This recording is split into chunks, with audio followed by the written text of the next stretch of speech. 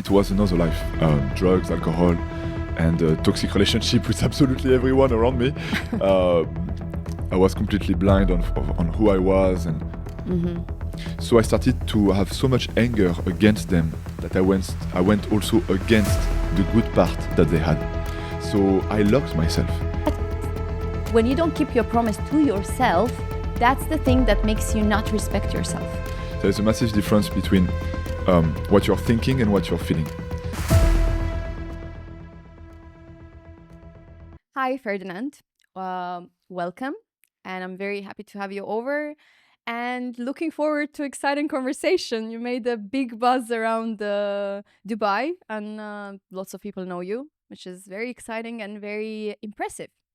So tell me, why Dubai? What is your journey? Why did you start what you're doing? Nara, thank you so much for having me here.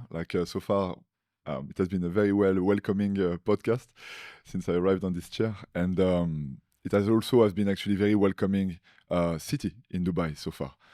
And I am here because I have been doing this type of events since years now, and I've enjoyed all Europe for a long time. But when I saw a city like Dubai, I was like, this is where I want to kick some ass. This is where I want to bring back some souls. There is things going on in this city. And since January 2023, it has been a full-on success. All the events are just sold out. The satisfaction is off the charts. I'm really blessed to be here. So what exactly do you do? Because I've seen some breath work, some ice bath. What exactly do you do? So there is these activities during my events, but as you can see, ice bath and breathwork, everyone can do it. And I actually invite absolutely everyone to just do it by themselves. What we are offering is actually a safe space with premium services where actually people, as soon as they pass the door, even before, as soon as they enter the parking of the space, they need to feel that they are safe, that they are at home, that they are held.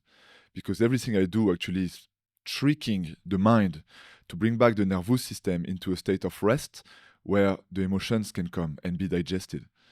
And so far, with the team that we have, with the space we are working with, it has been having massive results. Why did you decide to do that? What was the beginning of your story? Like, why did you decide to go into this industry? Let's call it. Yeah. What was the reason? So it was for me. I had a past I guess we're going to talk about that was completely out of this world. I was managing online gambling casinos in Malta for over 5 years, did a master in business. I was completely locked away from my emotions as well. It was another life, drugs, alcohol, and toxic relationship with absolutely everyone around me. I was completely blind on who I was, and ego through the roof. I really thought that I knew who I was very well. And I was just doing like bad things around me, actually. And I have no pride at all on the way I started this journey with what we can call spirituality or health, whatever, wellness. My big cousin, who was the only man that I was respected in this life at that time, because I didn't feel like I had a father figure or a mother figure at all. This guy, this cousin, he believed in me. And he said, you have to do this breath work. Like, that's what you need to do. And I was like, you know what? No, bro. I'm not going to do this. I don't have time for that. It's never going to work. He pushed me. He pushed me so much that I started to do it a little bit. And he pushed me so much that actually I went to a first expedition. And then I started to make changes. And one step after another, now here I am, 5 years ago. Was there any event that forced you to do it? What state were you in? And I'm wondering because I think a lot of people go through that. What state made you realize that you actually need to try that? I feel like I had some type of goals in my mind when I was young that, I needed the beautiful girlfriend, the nice flat, the nice motorcycle, the nice money. And I felt like at my young level, at some point I did reach it at 26. I had this nice bike, I had this nice girl, I had this nice flat in Malta and this work, but I was taking more drugs than ever. I was drinking more than ever. I was more depressed than ever, so tired, and no more hope, no more faith. I just wanted the human species to disappear.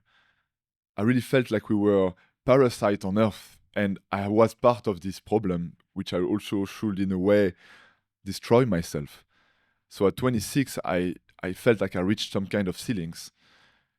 And at some point, I had this big cousin, this big guy that always helped me in my life, telling me to do these things. So I was like, okay, bro, I'm gonna do a little bit. And one step after another, it just worked. 5 years ago. Almost, yeah. Yeah, you were Yeah. quite young still. I was 26. Yeah, and it's interesting that because you came to it quite early. I think a lot of people come to it, I don't know, in their 40s. I don't know. I don't know about that. I see many people also that are like on it since 18, you know. But Really? yeah. In Spain, for example, I worked a lot in Spain, and or people from South America, they grew up in this with this Spirituality. approach. Yeah. So what is the breathwork that you started doing? And because I haven't tried it, I've heard amazing things about it. And the funny thing that I was discussing it, that for me, the breathing was not never an indicator of that something is wrong with my body. And I did not realize it till somebody told me, when you actually don't breathe, that's when you are in like, You that's die. it. That's it, you're done, you know, like you're done. And I never realized it, but that's something that I realized when I get very stressed, that I just don't breathe. I forget to breathe. Yeah. Right. And even like when you work out, you forget to breathe. And then you're like, oh God, I'm not breathing. Oh, I need to breathe. And you panic. In the water, that's something that I can easily recognize that, oh, I'm not breathing and I panic, but not outside when you're stressed.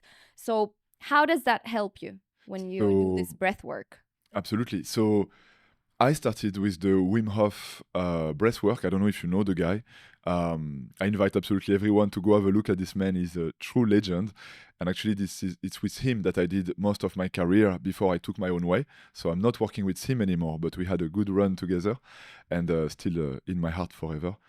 So I started with this breath work, which is it actually comes from India, but it's like an alternation between hyperventilation and retentions. Long story short. Yeah. So what you're training by doing this breath work is not just relaxation. You're actually training a switch between the stress part of your nervous system and the resting part of your nervous system.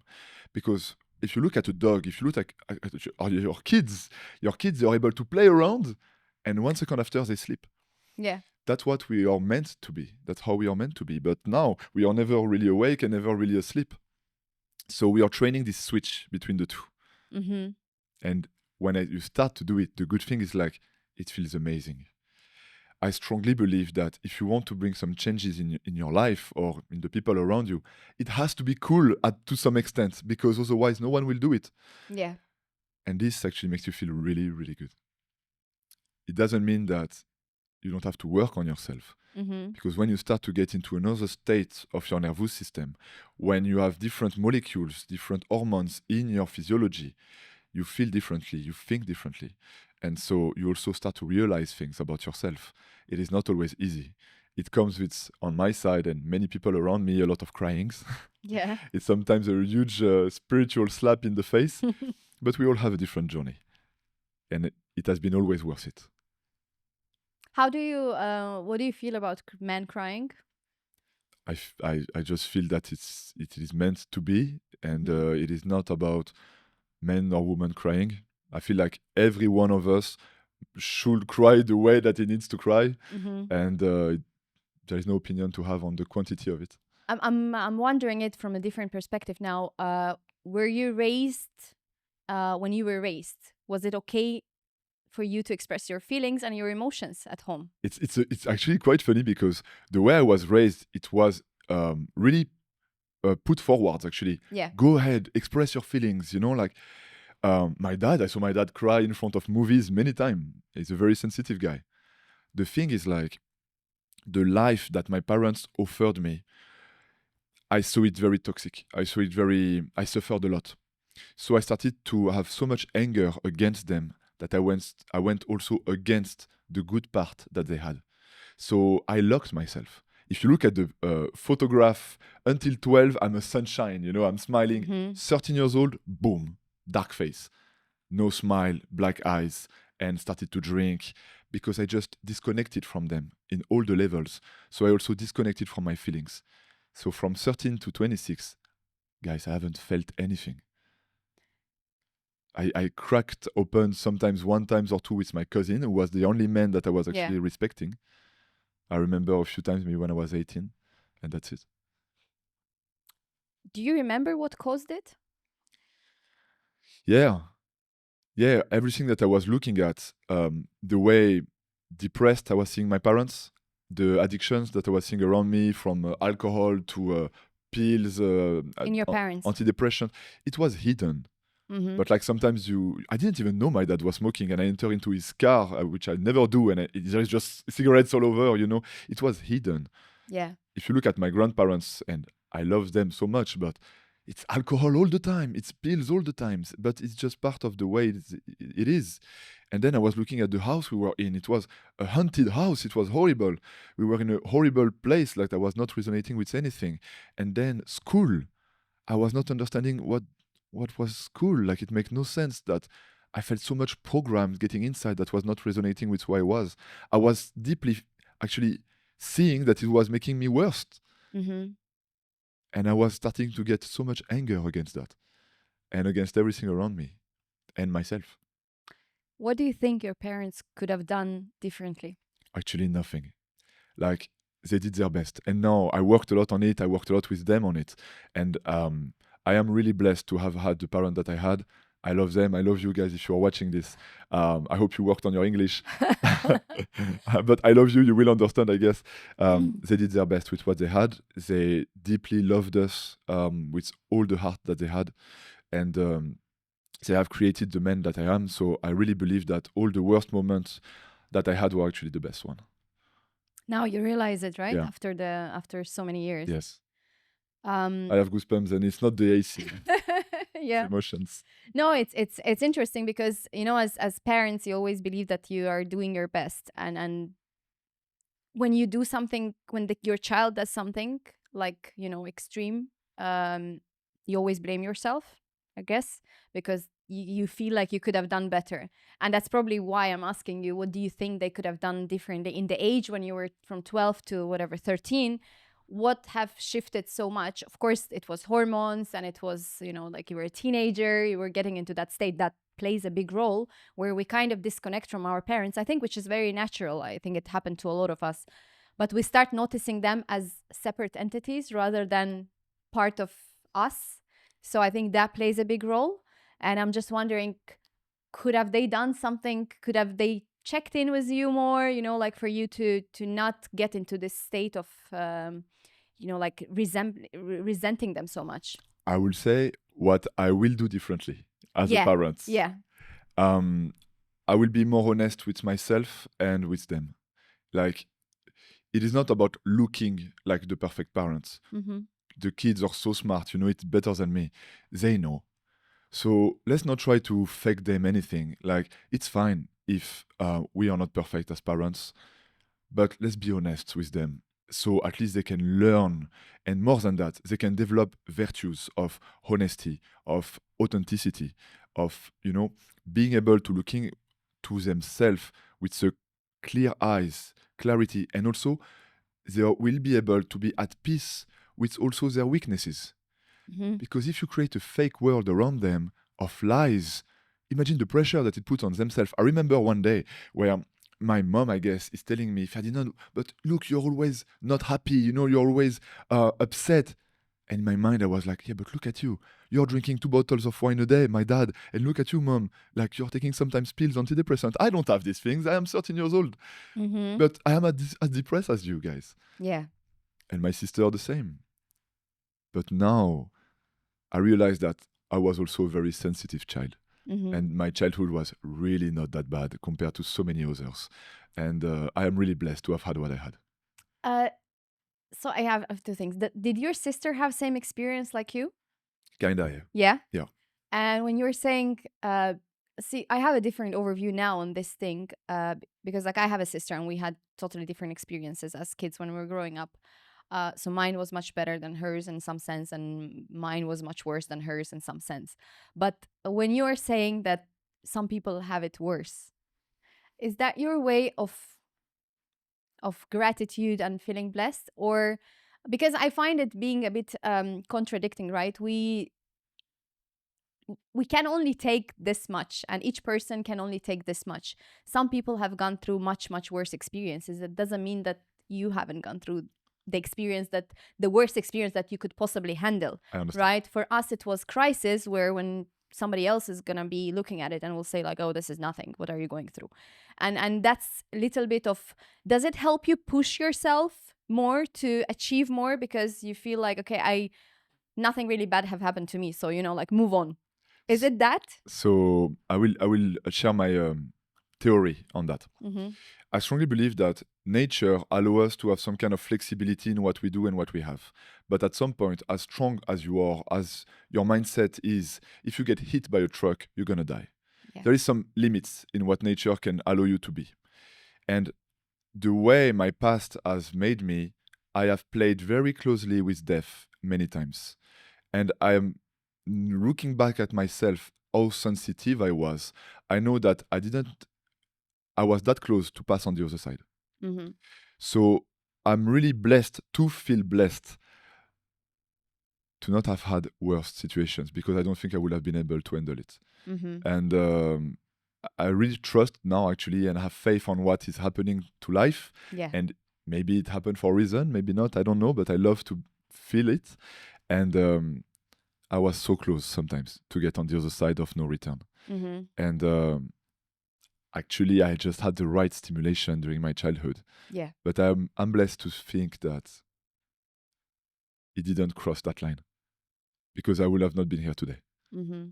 And I'm looking at your eyes, and you can feel me. Yeah. It's also like interesting. You mentioned honesty in parents, and I find it extremely difficult. That's most probably the most difficult thing to do as a parent, because you want to be the perfect picture for your child, which also makes me realize, when you are this perfect, from speaking to so many people and from gathering experiences from different people, when you as a parent act as a perfect picture for your child, this does not allow your child to be anything they are, Yeah, because they always look at you and they're like, but you're so perfect, but you are whatever, so pretty, always put together, always this, always that, till they reach a point when they actually can see you for what you are. And we believe that we can hide it, but when you're living in the same house, there is nothing hidden, everything is on the display. And that's when your kids slowly start realizing, and I think that reaches the teenage age, when you started actually like seeing things around you and realizing and comparing other families to your own family, and you start seeing that your parents are not what they say they are. And that creates big resentment in you, because you are realizing that, okay, they're not perfect. Oh, they are depressed, but they're pretending that they're not depressed. They're pretending that it's me who is depressed, or they're pretending that I am the one creating issues, and that's why they're pissed off. But they were pissed off to begin with. Like, from morning they woke up because they have other issues.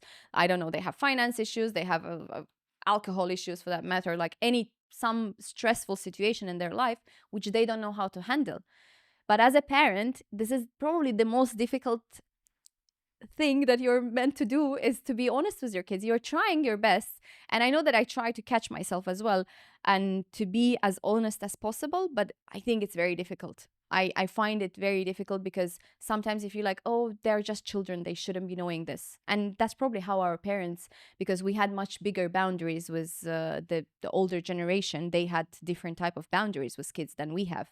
So kids weren't meant to see certain things, while now it's all over the internet, like whatever you yeah, do, my kids can watch YouTube right now and will see this interview, like they can do that. Now they have access to this kind of information. They have access to information of like abuse, like alcohol abuse, drug abuse. They know much more than we did back then, but we also knew more than our parents thought that we know.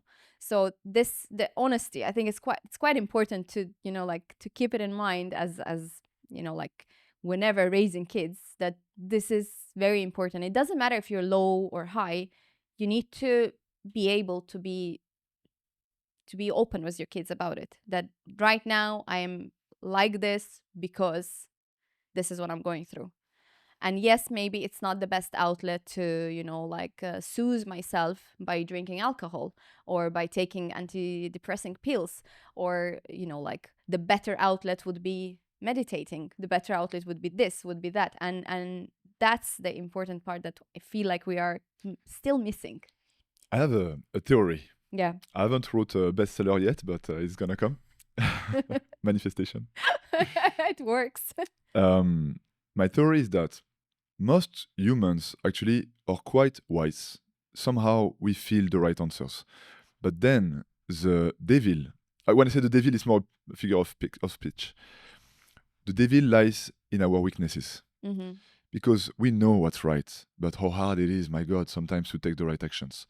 So then the question is like, there is no point of knowing the wisdom if we are not wise enough to apply it. And that's why I'm teaching during my events or coaching or whatever. It's let's be a little bit stronger so we are able to take the right decisions. And by being stronger, then it starts a positive circle. What I mean by that is like, of course, if you are so weak, and I'm not saying that in a bad way, but if you are so weak that you don't manage your finances, you don't manage anything, at some point it just becomes impossible to take the right actions because you're always into a state of stress, you don't see clear, and you have so much cortisol inside of your body and high inflammations that you need this little glass of beer to feel better, or this auto medicine. It just becomes impossible to take the right actions, and then we become bad parents, bad people. Yeah. At the beginning, no one is bad, but we have created sometimes such wrong space to be that it becomes so hard to take the right decisions. So my approach is that let's make step by step, without forcing ourselves a little bit stronger, so we are able to apply the wisdom that we have inside. It's the choices that we make, right? But when we are little, we grow up and we don't really take any decisions, right? And then when we reach a point we start making choices, it's inability to make the good choices. And nobody probably shows, we always know what's right and wrong. And it's how we put to sleep our gut feeling. And that's been done to us like for generations, I think. Oh, you're just exaggerating. Oh, that's not how it feels. Oh, you fell down. It doesn't hurt. It doesn't hurt. Get up. It's fine. This trains us not to be anymore in line with ourselves, not to feel anything anymore. And you don't know, you question yourself. I was talking about it, having this feeling with food. I don't know when I'm hungry. I don't know when I'm not hungry. I'm not really able to recognize it because I was always told, eat your food till the end. You have to be hungry because you just ate one bite. There is no way you're not hungry. But there is a way. But I wasn't able to recognize it. And I'm not able to recognize it as an adult right now. Am I hungry? Did I eat enough or did I eat too much? I obviously feel when I ate too much, but I don't feel when I didn't eat enough, for example. I cannot recognize it. And this is one of the part of my life where now I'm working on it. Now I'm like more conscious. Every time I eat, I'm like, okay, listen to your body. Like, let's sit, feel. Are you hungry? Or are you just bored? Are you just busy and you forgot to eat, which is ridiculous? How is it even possible? But I was always made fun of, like, how do you not know that you're hungry? I wouldn't know until I'm hangry, until I'm like already pissed off because already like I'm so stressed from my body is so stressed that I cannot even handle it. So now I'm listening more to my body. And even regarding people, for example, like, right? You meet people and then you're like, oh, I don't like the energy. But how often do we really know what is the thing that triggers us in the person? It's not often. It's a blessing to be able even to say, I don't like the energy of the person, because there must be something that is, like bothering you about the person, but we're not really able to recognize it. Good energy, bad energy, which doesn't exist. Now that we are like, I'm more in the space, I'm realizing that it doesn't really exist. It's just what was about this person that reminded me of another person or another event that happened in my life that makes me feel bad about the brand new person that I just met. I don't know anything about the person. I don't know, like there is no information that have registered in my head. I can just look at the person and be like, oh, I don't like this person. Why would I not like the person? Or I like this person. It's something that reminds you of something, and that's how our brain is wired, that we recognize familiarity, right? It's just familiar action of the person that we recognize. And it's it's just weird how it works. But we are so disconnected from our actual feelings that we have in our body. So wisdom is kind of relative. I feel like it's a relative thing that some of us have nurtured it and some of us haven't. And with the bad choices or good choices that we make, I've recently I want your opinion on that, because like I've recently heard something like we have to be able to be honest Now, with just for you to know, ourselves. I am a man. Okay, so if you give me 3 different topics, I I know, will. I'm just confusing. gonna take the last one. Okay. No, I'm gonna pick the last Okay. one for you. I'm gonna pick the last one for you. Yeah, I forget. True. It's No up to you. You multitasking. choose. No multitasking. So, do you want to comment on this? On the I something already I said forgot about before? what you were talking about. Okay, great. No, actually, I can say something. Yeah. When we talk about wisdom, I strongly believe that at the end of the day, we are all ignorant, and we are all going to pay the price of our ignorance at some point, right now or tomorrow or on our deathbed. And it is completely okay. You know, like to feel that we know, to feel that we don't know, to think that we know, to think that we don't know, it's not that relevant. I will just say that as long as you feel more or less at peace with your success and your failure, it's all right. And let's hit as many walls as we want. Sometimes I'm saying that I feel that I did only failures in my life, but I did so many failures that it starts to look like a success actually. Like really, it really does. It's, When you do success. you know, it's like actually, if I look at my life, I feel like there's many failures, but at the end of the day, it was the right way, maybe.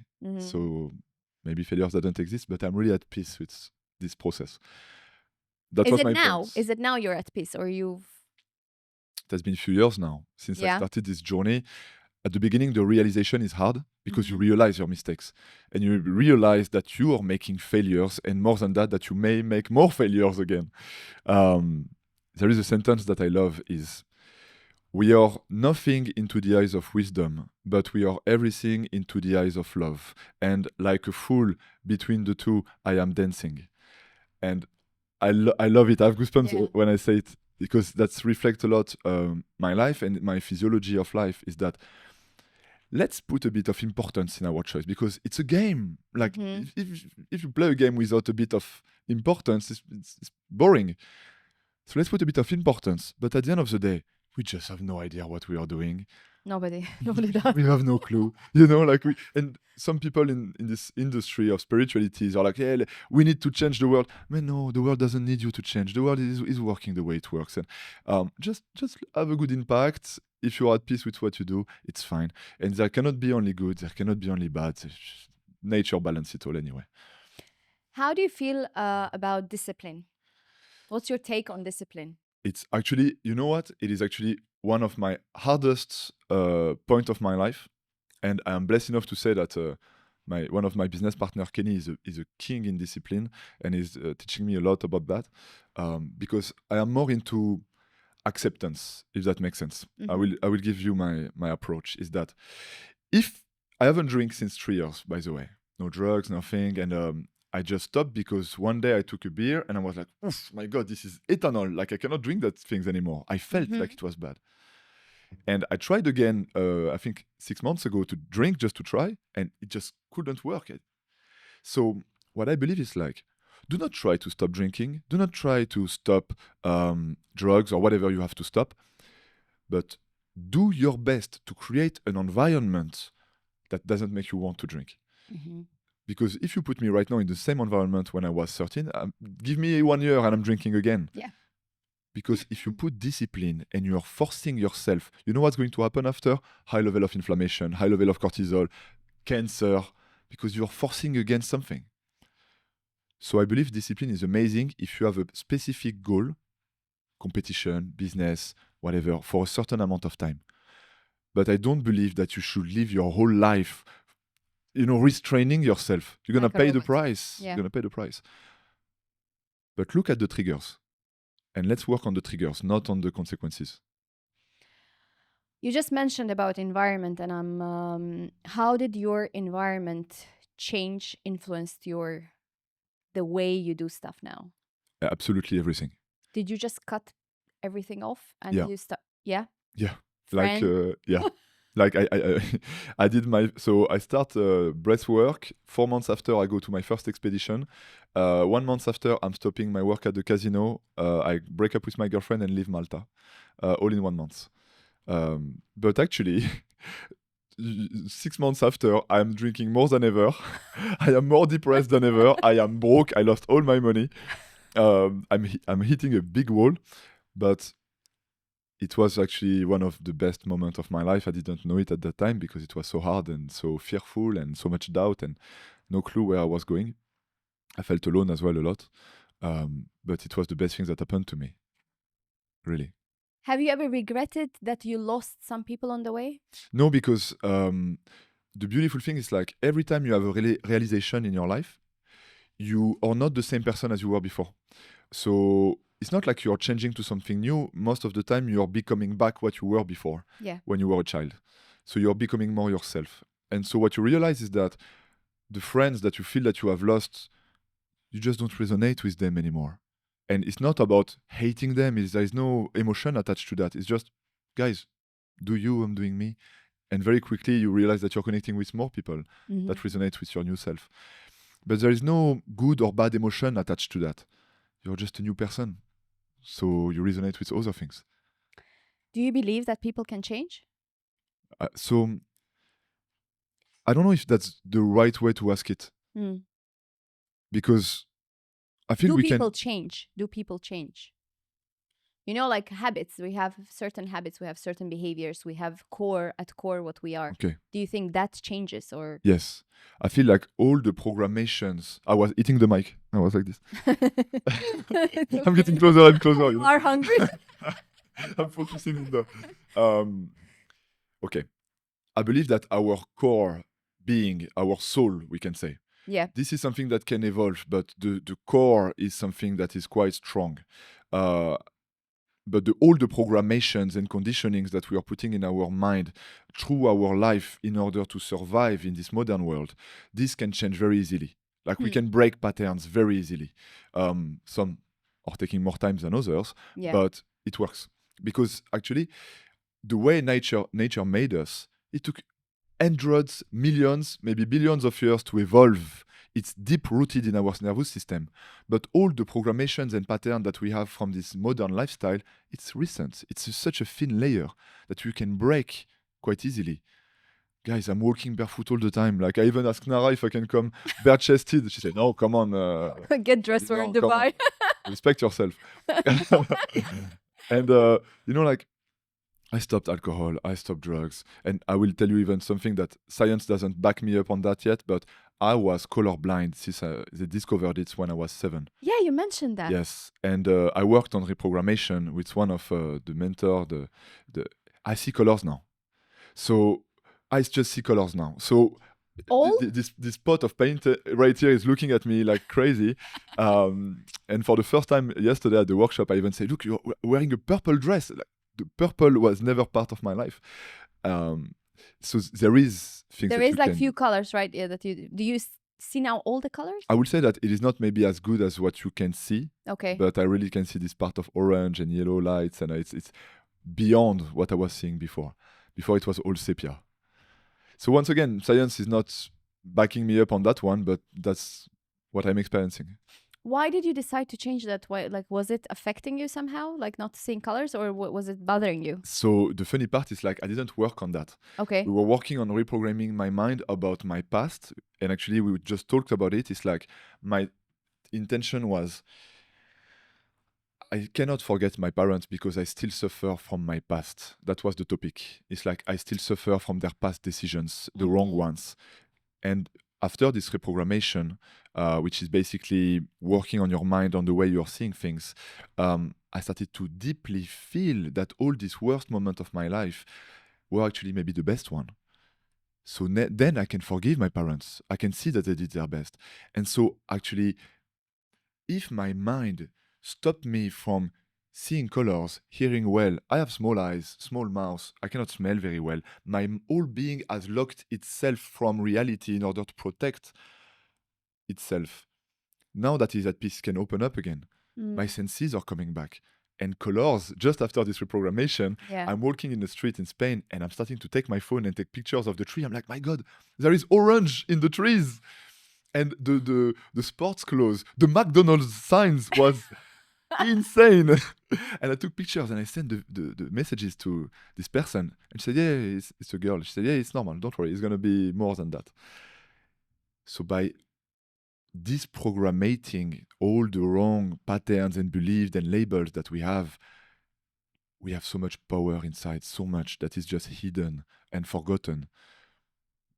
And I invite everyone to trust science, to use science with wisdom, please, as much as you wish, but keep a door open to what hasn't been proven yet, because it is happening, and not only to me. Mm-hmm.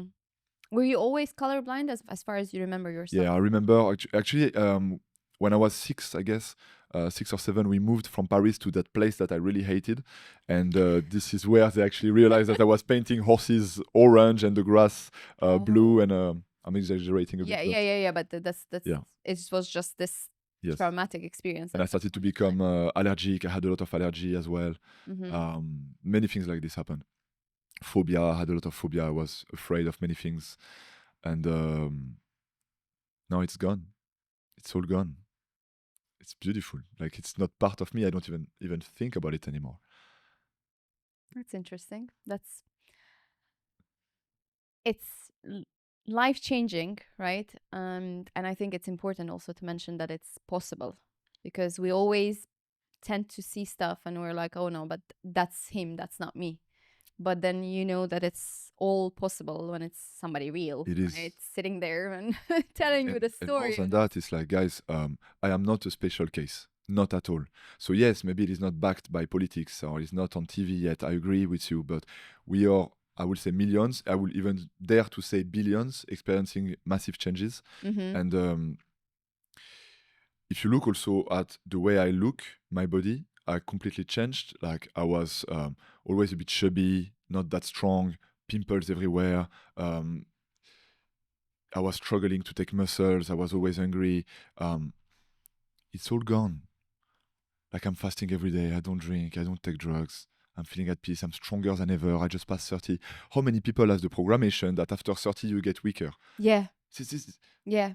It's programations. Then if you believe it, it's right. You're going to be right. If you don't believe it, you're going to be right as well. Mm-hmm. But please, for everyone listening to that today, just keep a door open. If that's a message that I can share today. Yeah. It took me into Let's take a deep breath in. Yeah. Do the breathing. In and out. It's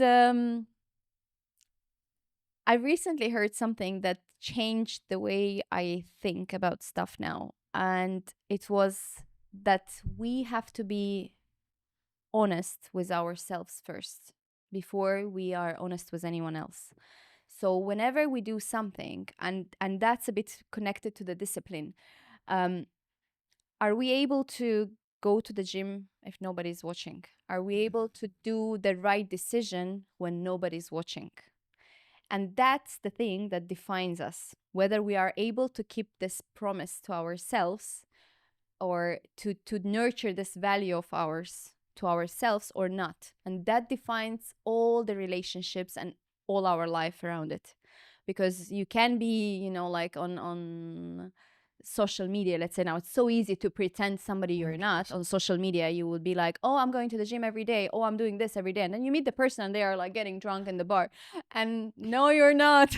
No, but then you only see that when you actually know the person. But now we're living in a space where there are so many people that don't know us. They've never met us in person, but they feel like they know us. Yes.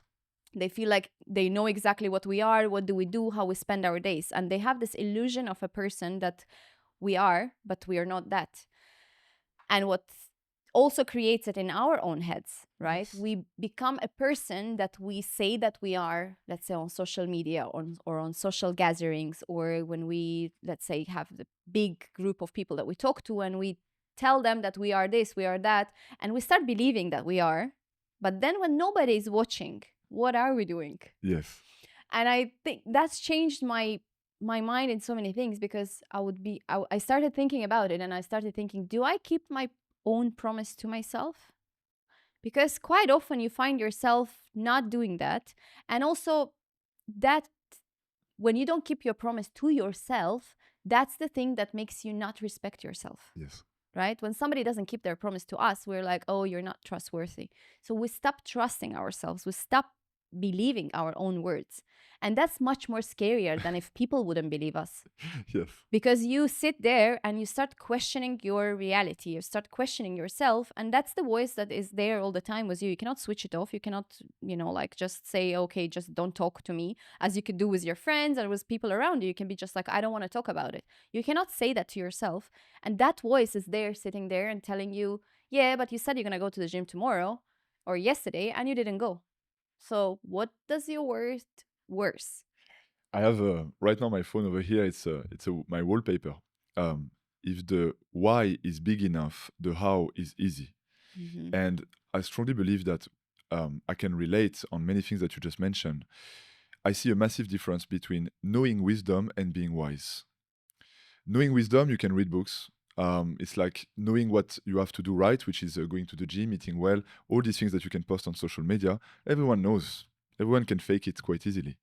But doing the right actions, this is more difficult, I guess. And it comes to your being. It doesn't come to your action. There is a massive difference between what you're thinking and what you're feeling. Mm-hmm. What I strongly believe is that if you would ask me before this spiritual journey to do what I'm doing now, I would just say, impossible. Like, I could fake it, but it would be just impossible, because just getting out of my bed was a nightmare for me. Mm-hmm. I remember saying that the best beer of the day is the one when I wake up. And it was my lifestyle. So if you ask me how I'm doing everything now, it will be just impossible. But through the experiences that I had so far since I started this journey, it gave me a fuel, because I wake up every morning with a burning fire in my belly, and I know that what I'm going to do is going to make me happy. So on top of that, after hard decisions, there's a quote here as well: hard decisions, easy life. I have surrounded myself with what I believe geniuses. Like, I'm impressed by the people I'm surrounded with, and they count on me, so they make me accountable as well. When I am because, guys, I follow this concept of acceptance. So I give you an example. 6 months ago, after a big day of events or 2 days of events, I wanted to have my Papa John pizza. And I was bothering my whole team. Guys, I'm going to have my Papa John pizza. And the whole point here is not to not want this Papa John pizza. Just the way I'm doing my events, let's do it in a way that I'm burning a bit less energy. So when I'm finishing my day, I am not into this craving state. Yeah. And now I do not want my Papa John pizza anymore. So that's my approach. Work on yourself more than what you work on your business. This is Jim Rohn. Work on yourself more than what you work on doing the actions. Mm-hmm. If your being is right, your actions are going to be right.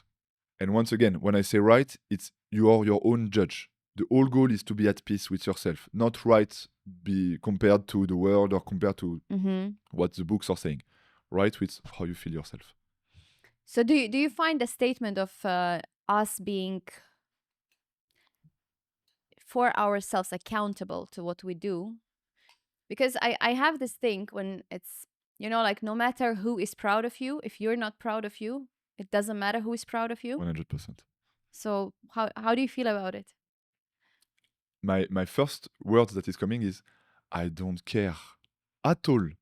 Yeah, me too. It doesn't even cross my mind Yeah. if you're proud of me or not. Yeah. I am very happy if someone is proud of me. Of course, thank you for... Yeah, it's great. Great. Yeah. Actually, it's not happiness, it's pleasure almost. It's like, Yes. thank you, it gives me a bit of pleasure. But I don't care. It's like, I'm happy to wake up at peace. I'm happy to know that my family, we have reconnected. I'm happy to be surrounded by my friends. I'm happy to know that we are all safe. And even more now, it's important to say it, that my closest ones, I'm blessed to say that we are safe. This is what makes me happy. And I love my work. I feel it's a winning game. I come from the casino industry, so I'm using a lot of probabilities, Yeah. and I feel like I'm playing a winning game. Mhm. So it just works, and that's what I wish to absolutely everyone. When we talk, for example, about motivation, the way the dopamine is working is that when you expect to have a reward, you have a higher level of dopamine, which is, long story short, the hormone of motivation. Yeah. So if you have no purpose in life, no goal, no something that you're looking forward to, you will just not feel motivated. Then you will feel depressed. Mhm. So I will give you an example. When I remember with drugs, like cocaine, I remember with my cousin traveling 4 hours in a car just to find the dealer Mhm. to buy this reward. Imagine if you can actually have something that you're looking forward, but something healthy. Yeah. You will have this motivation. You will be happy to go to the gym. You know why you're doing it. You will not even think about it anymore. It's right there. So find small purpose. It doesn't have to be changing the world. This I don't believe in that. If it can just be make your mom smile, go to see your mom, go to whatever, something that makes you happy even yourself. Mhm. I'm gonna I don't know, I'm gonna ask that woman to go out with me. Yeah. Um I'm gonna go to the beach. I'm gonna enjoy the sea. I don't matter. Doesn't matter. Find little goals and stick to it. So you will have this spike of dopamine that will give you motivation and a feeling of sense. Mhm. Because I feel like with the purpose, it's quite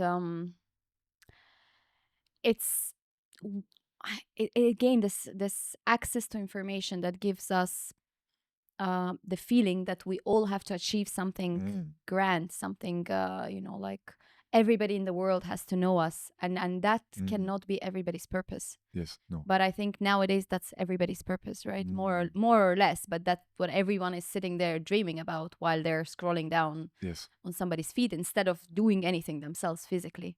So not having that big purpose, I think it's very important. Yes. Like Not making it bigger than you. step by step. And once again, I believe in nature, and nature doesn't come always easy. So you are going to pay the price of your ignorance at some point if you are doing something that is not aligned with who you are. I was actually talking with a common friend that we know about the fact that you need to want something in life that is not too far away from what you need. That makes sense? Yes, yes. If you are small like this and a big guy, if you want to be a basketball player, you're gonna suffer, my friend, because you go against what nature planned for you. Yeah. But go into wrestling and you're gonna be a king. Mm-hmm. So of course you can influence yourself and break the rules. Please go ahead, break the patterns. Please don't play by the rules, but don't go too far away from what you actually need and from what nature planned for you. And sometimes it is a hard truth. I was, for example, talking about people that has handicapped. Mm-hmm. Nature gave you a huge responsibility on your shoulders, my friend. And I understand how hard it may be. But it may also have give you a massive power because you have developed abilities that no one else has. You may have a point of view on life. You may have a communication skills. You may have a way of motivating people that no one else has. And I apologize if it's hard, the weight that you have on your shoulders, because you may miss one leg or two or worse. But imagine the power, the impact that you may have when you talk, my friend. People are going to listen. Yeah. People are going to listen. So what I'm hearing, it's you take you look at your advantages rather at your disadvantages. I think this is how we've been taught, right? And this is our school system, how it works all over the world. When you are doing something worse than another thing, we are focusing on what you are not doing well, and we train there more and more and more. Oh, you're bad in math. Oh, let me teach you more math. Then you're gonna get it. But I don't get it. I'm not gonna get it because that's not how my brain wired. So why are we wasting time training me in math where I don't get it? Why don't you take it and be like, oh, but language is great. Why don't you focus on languages? This is what you do the best. So instead of nurturing something that people know how to do the best, like talent, how to find a talent in everyone is talented in something. Yes. We just don't nurture. We're not taught to be nurturing those talents. We are taught to be saying, oh, we all are the same. we all have to know how to, like how to know math, to know, I don't know, languages, to know this, to know history, to know that and this. But that's not how it works. That's not how it works. And this is not what we should be nurturing. And that's why there are so many failures. And that's why there are so many disappointments. Because if I don't know how to do math, don't put me in accounting right now, because that's not where I'm going to be successful. Or don't tell me like, oh, now since you don't know languages, now you're going to work as a translator. And I'm saying this because I used to work as a translator and I'm great at languages. Like I used to, this is something that I've never, that's haven't been nurtured, but that's something that came so naturally. Like it's very easy for me to learn a language. So when somebody compares, saying like, oh, but you speak the language so well, I'm like, yeah, don't compare me to you when, because you know masquerade, but Yes. I just, that's what I do the best. But that's not, you Yes. cannot compare my abilities to your abilities and benchmark it to that. I cannot be your benchmark. You cannot be my benchmark, because 100%. I mean, you're taller than me. Like I'm not gonna be saying like, oh, but look, you are taller, so you can reach there, but I cannot, so I need to wear like higher high heels to be reaching. No, but it's fine, and that's why we're all different. And it's this is what's very important actually. Like I've never thought about it this way till like you were mentioning it now, that we have to really know what we are made of Yes. to be reaching where we want to reach. And is it realistic? I've Is it we need to know, always, like, check in with ourselves, what I am dreaming about, is it realistic? I guess that we have to zoom out in order to find a better answer, because the goal is not to know, is to just have Mm-hmm. some kind of principle of truth that allow you to have this winning game life. Um, if you look at yourself just as an individual and as an intellect, you will not go very far, because if you're alone, you need to have all these skills. Yeah. Good luck with that. But if you see yourself as a whole and you know that you can meet a team, because if you start to realize that you're quite a good person, that you're actually cool, that you're able sometimes to drop your ego in order to learn from others and to listen to others, maybe somehow you will start to be surrounded by good people as well. And somehow now you can focus on your specific talents, Mm-hmm. because you don't need to be everything anymore. That's what I do actually. And it was a very hard lesson for me, because all my life I had this ego that I was only me, just me, and I was just going nowhere. I was going to the wall. I Mm-hmm. was tired. I had no results. I was failing at everything, and but it's me. No, no, it's not me. And I'm happy to be on camera today. There might be another one tomorrow. It doesn't matter. Um, let's use the skills of one another, because on top of that, guys, it's fun. Mm-hmm. It's so fun. Like with my team, we know each other since 3 years. We have blessed time every day, because they are also very self-connected persons. But it is not about reaching a goal like, oh no, I am self-connected. No, no, no. It's a journey. We, in 10 years, I hope I'm going to look at myself now and say, look at you, young child, you were so ignorant. That's what I wish. Yeah. I think there's a sentence that says, the worst place you can be in the world, it is the same place as you were last year. Yeah.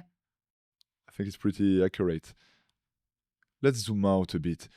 If you don't know what you're going to do in life, it is not just about the work that you can see on labels. On top of that, AI is going to replace so many work. Mm. But something that it will not replace yet is the human beings, the human part, the virtues. Yeah. So before trying to do anything, let's just be something. We are human being. We are supposed to know more or less how to be. So there is many ways, guys. I myself did with breathwork, but on a personal level, I also did mushrooms, I did ayahuasca, I did DMT, LSD. Mm-hmm. I did many different experiences, from Reiki to sound healings to reprogrammations, Yeah. also business part of. Just go for it, guys. Experience life, try things, go to retreats when you are in the dark for 1 week. You're gonna learn a lot about yourself.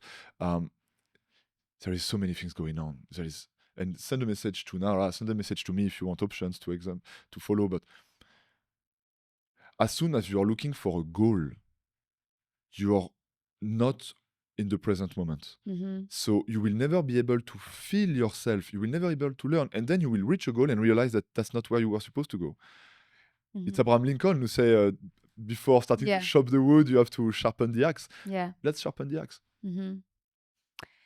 I was just thinking about it. You were talking earlier about your team, and I was thinking that not a lot of people, specifically in this industry, like to collaborate and like to work in teams and have some support. Everybody wants to be me, me, me, me, me, and that's where ego comes in, which is where like I want to be the most, like the face of the whatever is happening. But it's fascinating that I was just thinking about it when you're right that you're talking about your team, and I was like, yeah, he has the right people around, but he allowed the right people to be around him to create something much bigger, much better. So you're gonna achieve something much bigger than you would have achieved if you were on your own. Yes. It's how did you are those people that your team members are those people that you knew before or you met them on the way, and how did this collaboration worked? So I met them on the way because before I was working with my cousin actually, Mm-hmm. and he's also a very outspoken. Like he's a big man as well. Mm-hmm. So it just didn't work because we were somehow stepping on the toes of each Yeah. other. He's an amazing man. I invite you, Leandre Omer on Instagram. But it was just not the right connection because we were not serving each other enough. Mm-hmm. So then this journey kept on going. And I know this team that I have now, these two men, Kenny and Antoine, love you guys, that I know since 3 years. They are so smart. They are so aware of who they are and what is their purpose as well. They know that I will have more impact visually. So in order for them to reach their mission, they know that I am the one that should be in front. But also I know that without them, I will never be where I am now and where I will be. And on top of that, most of the people in the spirituality, they are struggling with income. Mm-hmm. They're afraid about money or to receive or to give. But look, for example, if you look at Jeff Bezos, one of the richest men in the world, I don't want to say something wrong, but I think he owns only 16% of Amazon.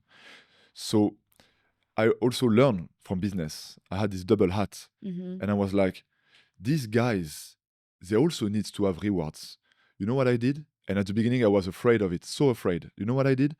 We splitted the company in three.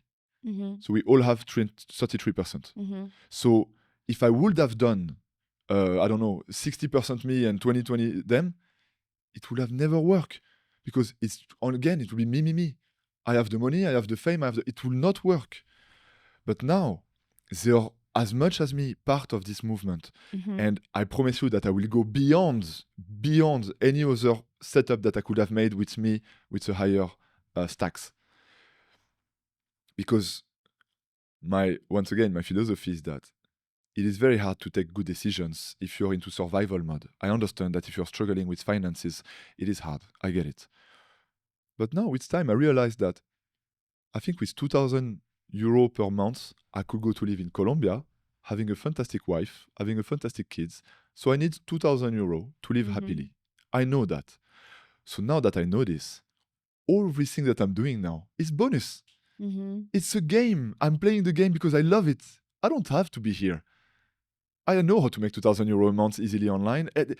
I am here because I love this. I know I have an impact. And the same with them. So we don't need this money. The money we are using now is for the project, is for creating new things, it's for making a movement to make an impact that we love. Mm-hmm. But I had to look at myself and be like, you know what? I'm okay, guys. We're going to split in three. Mm-hmm. At the beginning, it was hard. I have to be honest. My ego was a bit like, oh my God. I'm doing the whole work. Yeah, exactly. Yeah. Because that's the feeling that everybody has. Yes. Like, I'm doing the whole work. Why would I split any profit? It's my with you? face. It's my. Yeah, it's me. It's me. Yeah. That was my first thought. Yeah. And then I had once again a big look at myself and I spoke with them. And one of them, that's a good thing also about being three, is that Mm-hmm. you have two opinions. Yeah. And one of them just said, bro, like, you're just wrong. Like, there's no other way to say it. Like, your approach is wrong. And I respect their opinion. And I think also that's why it works, because I listen to them so much. So they know that they have an impact. It's maybe my face, but my words right now are so much influenced by what they say. Mm-hmm. So they know that they are really here also with us right now. It's interesting because we are that I see it very often, and in business and having business as well. It's you always look at what you're gonna lose. You don't look at what you're gonna win by having other partners, by having other people around, or maybe by hiring somebody, we always count how much we're going to lose. And that's in life in general. I think it can apply to business, and it applies in everything. We compete in a wrong space where we maybe actually would benefit from having those people, this competition in our team rather than against us. And it's nice to have these different talents of people that are doing maybe different thing than you are doing, or even doing something similar to that you are doing. And collaborating is much more, how I'm gonna say it, smarter way of doing things, because in a long run you can really see that you by yourself would have only achieved till here, 100%. and you with two other people, maybe three other people, you will go much more Yes. higher, because they add so much value. Yes. Which in the beginning, you're splitting money that is not even on the table, right? You are splitting some imaginary money, and yes, you feel like, yeah, but I'm doing it alone by myself already. But how much are you really earning, and how much are you really making out of this job that you're having for yourself? Is it really that much? Or you're just scared that I'm going to lose everything that I have because I'm splitting it. You don't take into consideration that these people actually are going to make me work more. We're going to have much more work. So the 33% is actually much more than I would have 100% if I did it alone. 100%. So it's just shift of, like mentality, I guess, shift of mind of how to look at it. We always keep looking at what we're going to lose, while what we have is not even that much. At that Yeah. state when we are like sitting there deciding, should I get partners on board, should I collaborate with someone, what am I losing? Like, why do we always think, like, what am I losing, and not what am I gonna get out of it? Like, maybe once again, now it's easy to say because now I'm talking like if I'm succeeding, and I feel like I do, but to my young level. But if you look at it, it's like I almost faced death so many times in my life that just being alive and being able to be with my friends and having a good time, and being able to take care of a woman and to receive also from a woman, I am just blessed already. Like I know more or less how to have something that works. Mm-hmm. So knowing this, it's like I don't care about the number on my account. I respect money, but I don't need it. I want it to do things, but I don't need anything. And we have to give in order to receive. Like, it's time, I feel like even more now, for example, there is a Palestine and Israel going on. I feel like we are asking a lot to the world that we are not even able to do to ourselves. Mm-hmm. People are like posting on Instagram, yeah, you should stop. Are you able to forgive yourself? Mm-hmm. Like, you ask people, generations, I'm not taking parts here, I'm just saying, we're asking countries that has a massive past to forgive themselves. Are you able to forgive yourself? Mm-hmm. Are you able to forgive the person that has hurt you at some point? Are you able that? So that's a good start. That's how I'm helping the world. Like, let's bring a way that makes you stronger, with more serenity, with more clarity, so you're able to do what you expect the world to do, and to be all these virtues that you wish to experience from others. Mm-hmm. That makes sense? I'm not, sometimes I'm flying. It makes sense. It's isn't it the hardest thing to do, to forgive yourself? I don't know what is the hardest things when you see what's going on. It's quite yeah. It's You know, how hard have you forgiven yourself? I think so. I believe there is still maybe a few parts. For example, if you look at my cousin, for example, I mentioned it already many times, this Leandre, he was always my big cousin. Mm-hmm. And I made a lot of mistakes with him, so many. And we always have this big love relationship, then hate relationship, then love. And right now it's not hate, it's just we are a bit separate. We are doing different journeys. And I feel like maybe this is something that still needs to be not forgiven, but the forgiveness has to be acknowledged. Yeah. It hasn't been acknowledged yet. Mm-hmm. It hasn't been by action materialized, even though I am at peace inside, and I hope he is. Mm-hmm. This is something that I know will happen. I will meet again, and we will be able to talk in a proper way, because we left a bit in a quick way. So maybe that's the part that has left. Otherwise, I feel really at peace with who I am. Mm-hmm. And guys, I'm telling you, there is tons of stories. Like, I don't know if you get into it, but like, I have a crazy past with almost died in nature, with substances, sexuality. I will not talk about it today, but there is a lot of things also to say here. With relationship with women, there is a lot to say, and I forgive myself because at the end of the day, we are just humans, and it's How fine. did you manage to forgive yourself? That's gonna be my next question. I think it's about zooming out. Mm-hmm. Let's zoom out. We are all doing our best with the level of wisdom we have, the level of energy we have, the level of love we have. If we are able to see that actually absolutely everyone is trying his best and everyone is just trying to do good, even the person that has hurt you, at the end of the day, he has hurt it himself. Mm-hmm. The person that has like betrayed you, at the end of the day, is someone that already is into this betraying state because we see in others what we have in ourselves. It's, for example, I'm blessed enough to say that I never felt betrayed. Mm-hmm. Never. Ever, by no one. I felt sometimes that there was maybe lack of honesty or these kind of things, but not a feeling of betrayed. So I don't see betrayed in others. Mm-hmm. I just see people that are trying their best. How to do it, guys? Let's zoom out for a moment. My God, like, we are just humans. Look how where we live. Like, Mm-hmm. nothing is even close to nature no more in this modern world, and we are actually doing not that bad. Yeah. We are still alive. We are still having a system that is, you can say, good or bad, but most people are still eating more or less. Most people, as more, when I say most people, again, I know there is many parts of the world that are suffering and that are in very bad shape. Don't get me wrong. But what I mean by that, as a species, Mm-hmm. we still haven't destroyed ourselves. Yeah, we're doing much better than we did 200 years ago. Maybe, maybe not. I don't know. We live But much longer, that's a fact. I feel like, yeah, With all the diseases that exist, but I do we mean, live we'll better? live. I don't know. I think doing better, we are living better, I guess, with that. I have another theory that, again, it's in process, guys. What if every action that we are taking has an absolutely equal reaction on the other side? What if any positive action, by definition, will create a negative action? What I mean by that is like, what if, for example, a massive war Mm-hmm. then will create a long time of peace? I will go even beyond in this theory.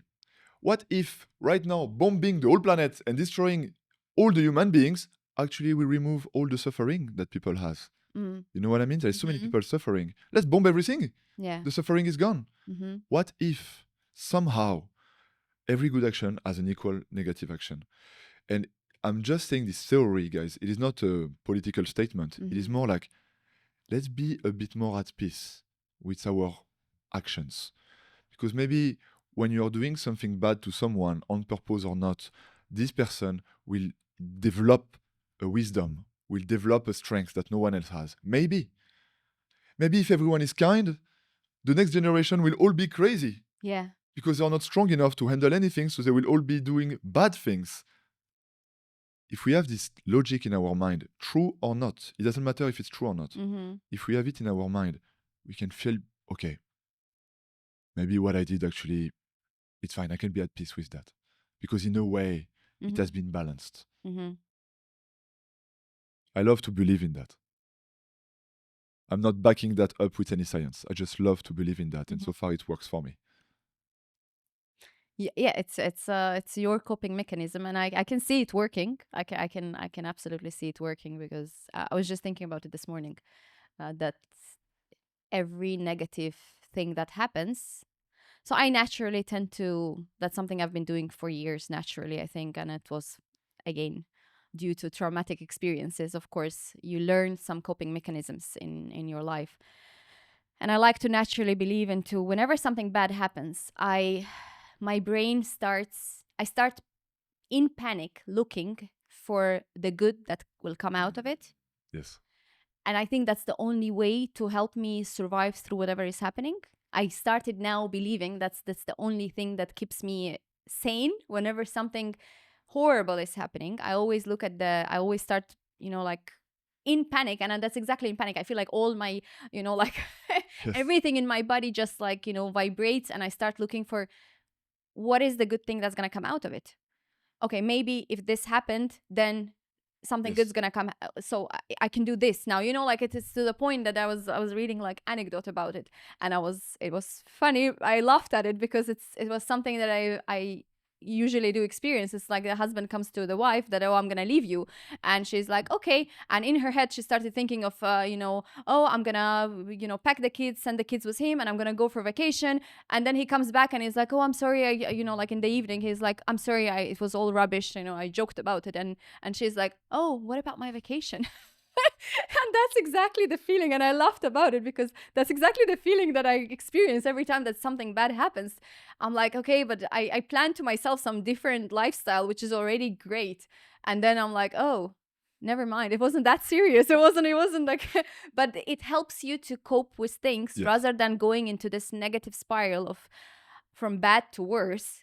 It kind of like a little light there in the end of Yes. the tunnel that helps you cope with nowadays life. 100%. And what I believe is that sometimes you will see, I'm talking from the point of view of analytic and science, and sometimes I'm more talking from the spiritual point of view.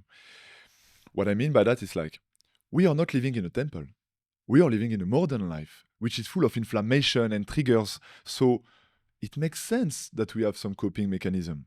If you expect to be Buddha nonstop in an environment like Dubai, it will mean that Dubai has no influence on you. It will mean that your environment has no influence on you. I so far haven't seen any study that shows that this is true. So let's be honest with ourselves. The way where you're living influence the way you feel, and you have to create some coping mechanism. I strongly believe that now I'm not more talking from a business analytical point of view. You need to find, in order to find your way out of this trap that you may feel right now, you need to create a system that works. I will explain myself. Is that some things that I'm saying today, I know that I may be a bit delusional. I know that some of them may not be backed by science. But these patterns that I have implemented in my mind allow me to go beyond and to be at peace, to sleep well at night, to not want any drugs, to have a wonderful time with my family, with my friends, to do good around me. Okay, maybe it's not too bad to have faith sometimes in things that are not backed by science. Maybe. Also, sometimes, for example, during my events, I'm saying, guys, now I'm going to talk with the vocabulary of science. Now I'm going to talk with the vocabulary of spirituality. Because if I take the science vocabulary all the time, I will need a 12 hours workshop. So the nervous system and the lungs and the... Yeah. No, the chakras. We talk about the chakras. Roots, crown, and everything in between. It's way faster. You need to find a way to be efficient. So you're consuming less energy within yourself to get the same results. And I invite everyone that is listening to me to allow yourself, sometimes you don't have to share it with anyone, but to allow yourself to be a bit delusional if you have to create a bit this faith based even on nothing sometimes that you have to. Because I will tell you what happens when you don't have faith or hope at all is that I was going very bad in my life, and people were putting me solutions in front of me, all solutions that are actually working very well, and I had no hope in them. No faith. So I was not doing any of them because no, waste of time, not backed by science. I don't believe in that. Yeah, but you stay in your misery. Yeah, but your rational brain doesn't allow you to believe in that, right? I'm just going to waste my time and my money in something that is not proven. But if you put somehow a bit of faith just by trying at some point to go beyond the fear of losing your time, beyond the fear of the unknown, you're allowing yourself to make a mistake maybe. Yeah. With just this little drop of faith. Maybe there is beauty behind. It's spirituality, right? That a lot of us are missing, and we are mixing it a lot with religion.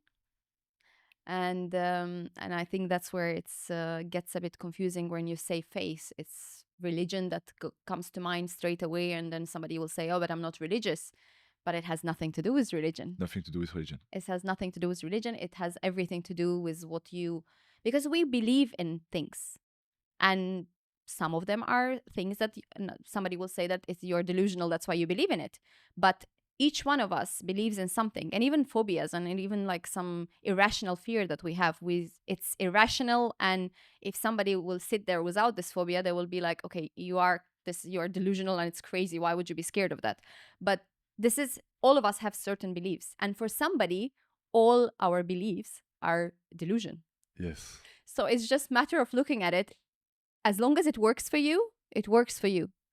Look, if praying works for you, great. If, breath work works for you, if somebody comes and say, oh, I'm manifesting, I'm not working, and just life gives me stuff, and I just manifested, and my husband earned money and he gave it to me, I manifested money. If it works, listen, if it works, it works. It's a delusion of its way, right? And then we all look at it and it's like, okay, guys, that's not how it works, but it works for the person. So it works. If it works for you, if it makes your life better, I think it's okay to have it.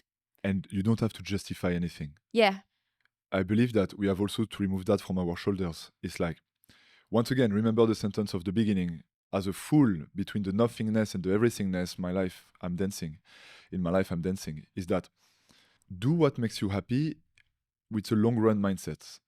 I believe because that's what will bring you happiness. If it's a short term mindset like pleasure, you will quickly pay the price. But, for example, you use fear. I love to talk about fear.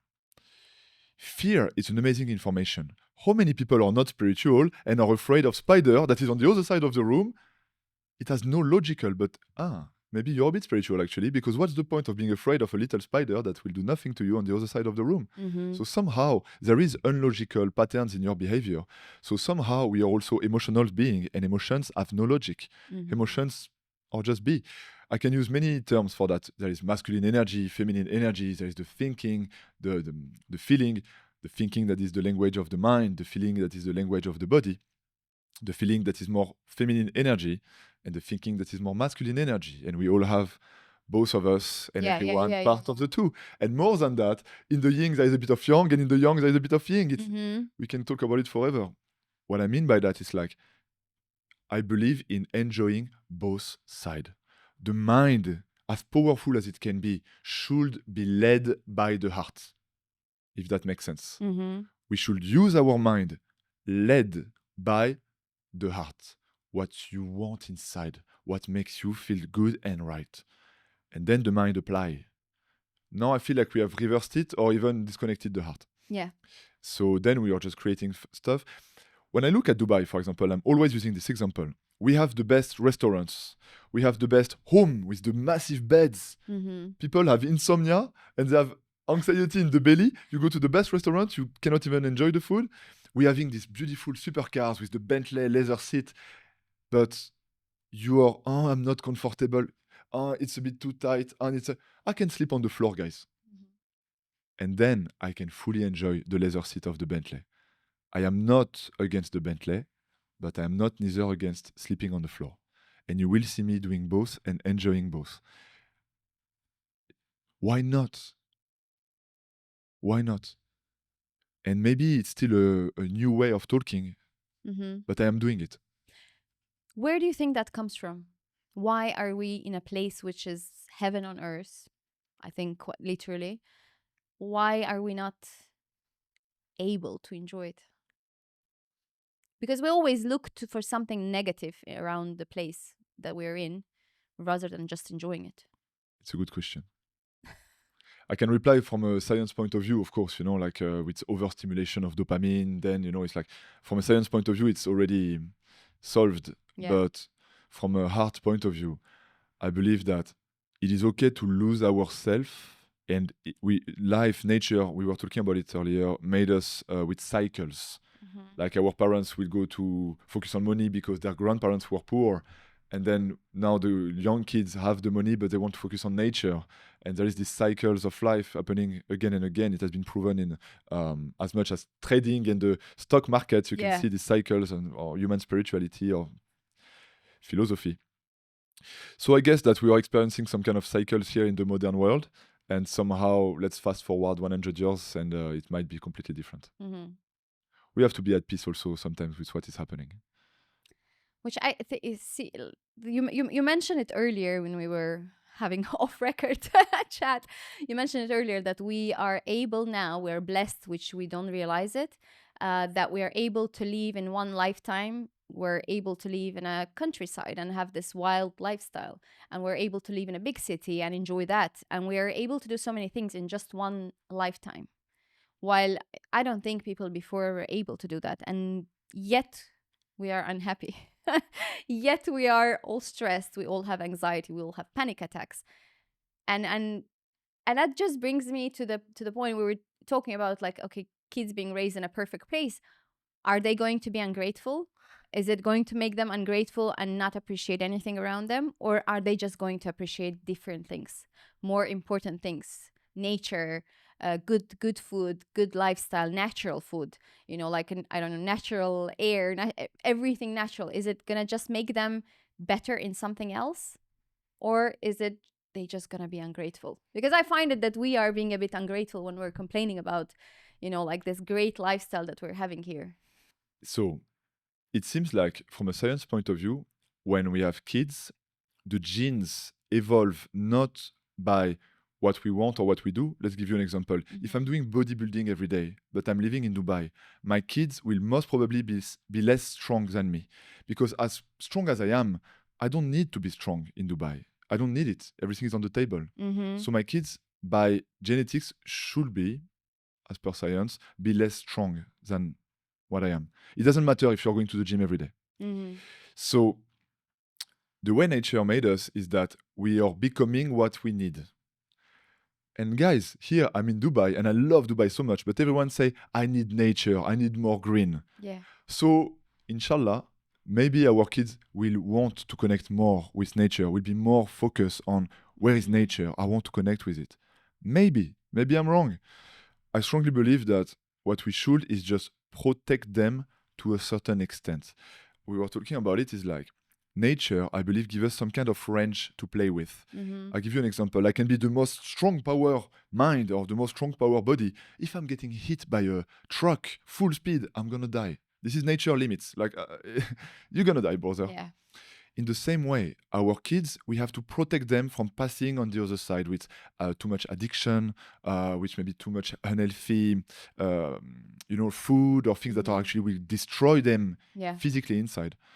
But if we stay into this range and our kids are more or less okay, more or less, maybe nature actually will bring you back to where we are supposed to be. And maybe we are already exactly where we are supposed to be, and it is just a cycles that it is hard to watch because we are just looking at life on a 100 years lifestyle because this is our lifetime spent. But if you're zooming back, there have been always these kind of cycles, and maybe it's all good actually. What would you say that your life purpose is at the moment? Because I know that it changes, and it's probably going to change if we speak after 5 years. Yes. So at this moment, Yes. what is your life purpose? I want to make people reconnect to their feelings, like it happened to me, because it was the most blessed feelings of my life. Not the easiest one, but it was I would say the perfume of the divine. It was divine. And this is something that I felt. It was on my second expedition after 9 months doing this. Because guys, remember, I was so locked. It was not a one-time thing for me. It took so much time. And after this second expedition, I'm in this place in Thailand. I spent the last money I had to go there, drinking more than ever and not knowing what I'm gonna do. And I have this big man screaming in my ear, keep breathing, go, like breathe more, express. And I feel like a ball here. And it was so painful, I swear. Somehow I felt it here and I was lost. I already lost everything. The only thing left to let go was myself. I already let it go, everything else. And it just kept up. It was painful, like pushing, And at some point, like a bottle of champagne, like crying everywhere, emotions everywhere. And it was the most blessed feeling of my life. I was, my God, something is happening. And I cried a lot. 2 hours I cried. And people were coming to me saying, Ferdinand, you saw God, you saw the light. I said, you know what I saw? I saw that I'm a piece of shit. I saw that I'm so blind and so ignorant and that I hurt so many people around me. But I also saw that I have a good heart, that I felt that I have a good heart. Maybe everyone does feel that they have a good heart, I don't know. But actually I felt it. And that I wanted to do good. Maybe I didn't know how to do it. Maybe I still don't know how to do it, but I want to do good. And And I cried and I called after people, I'm sorry, I'm so sorry. And at that moment in time, I still didn't know what I was going to do. I still didn't know what was life. I still don't know it now. But I knew that I will listen to my feelings. I will listen to my feelings. And I promise you guys, after that, I started to meet better people. I had wonderful relationships with women, like really, it's beautiful what has happening since that moment in time. So I would say my mission for now is to bring these feelings to as many as I can. When you say expeditions, what do you mean by expeditions? So it was with Wim Hof, this man that I invite you to look on Instagram.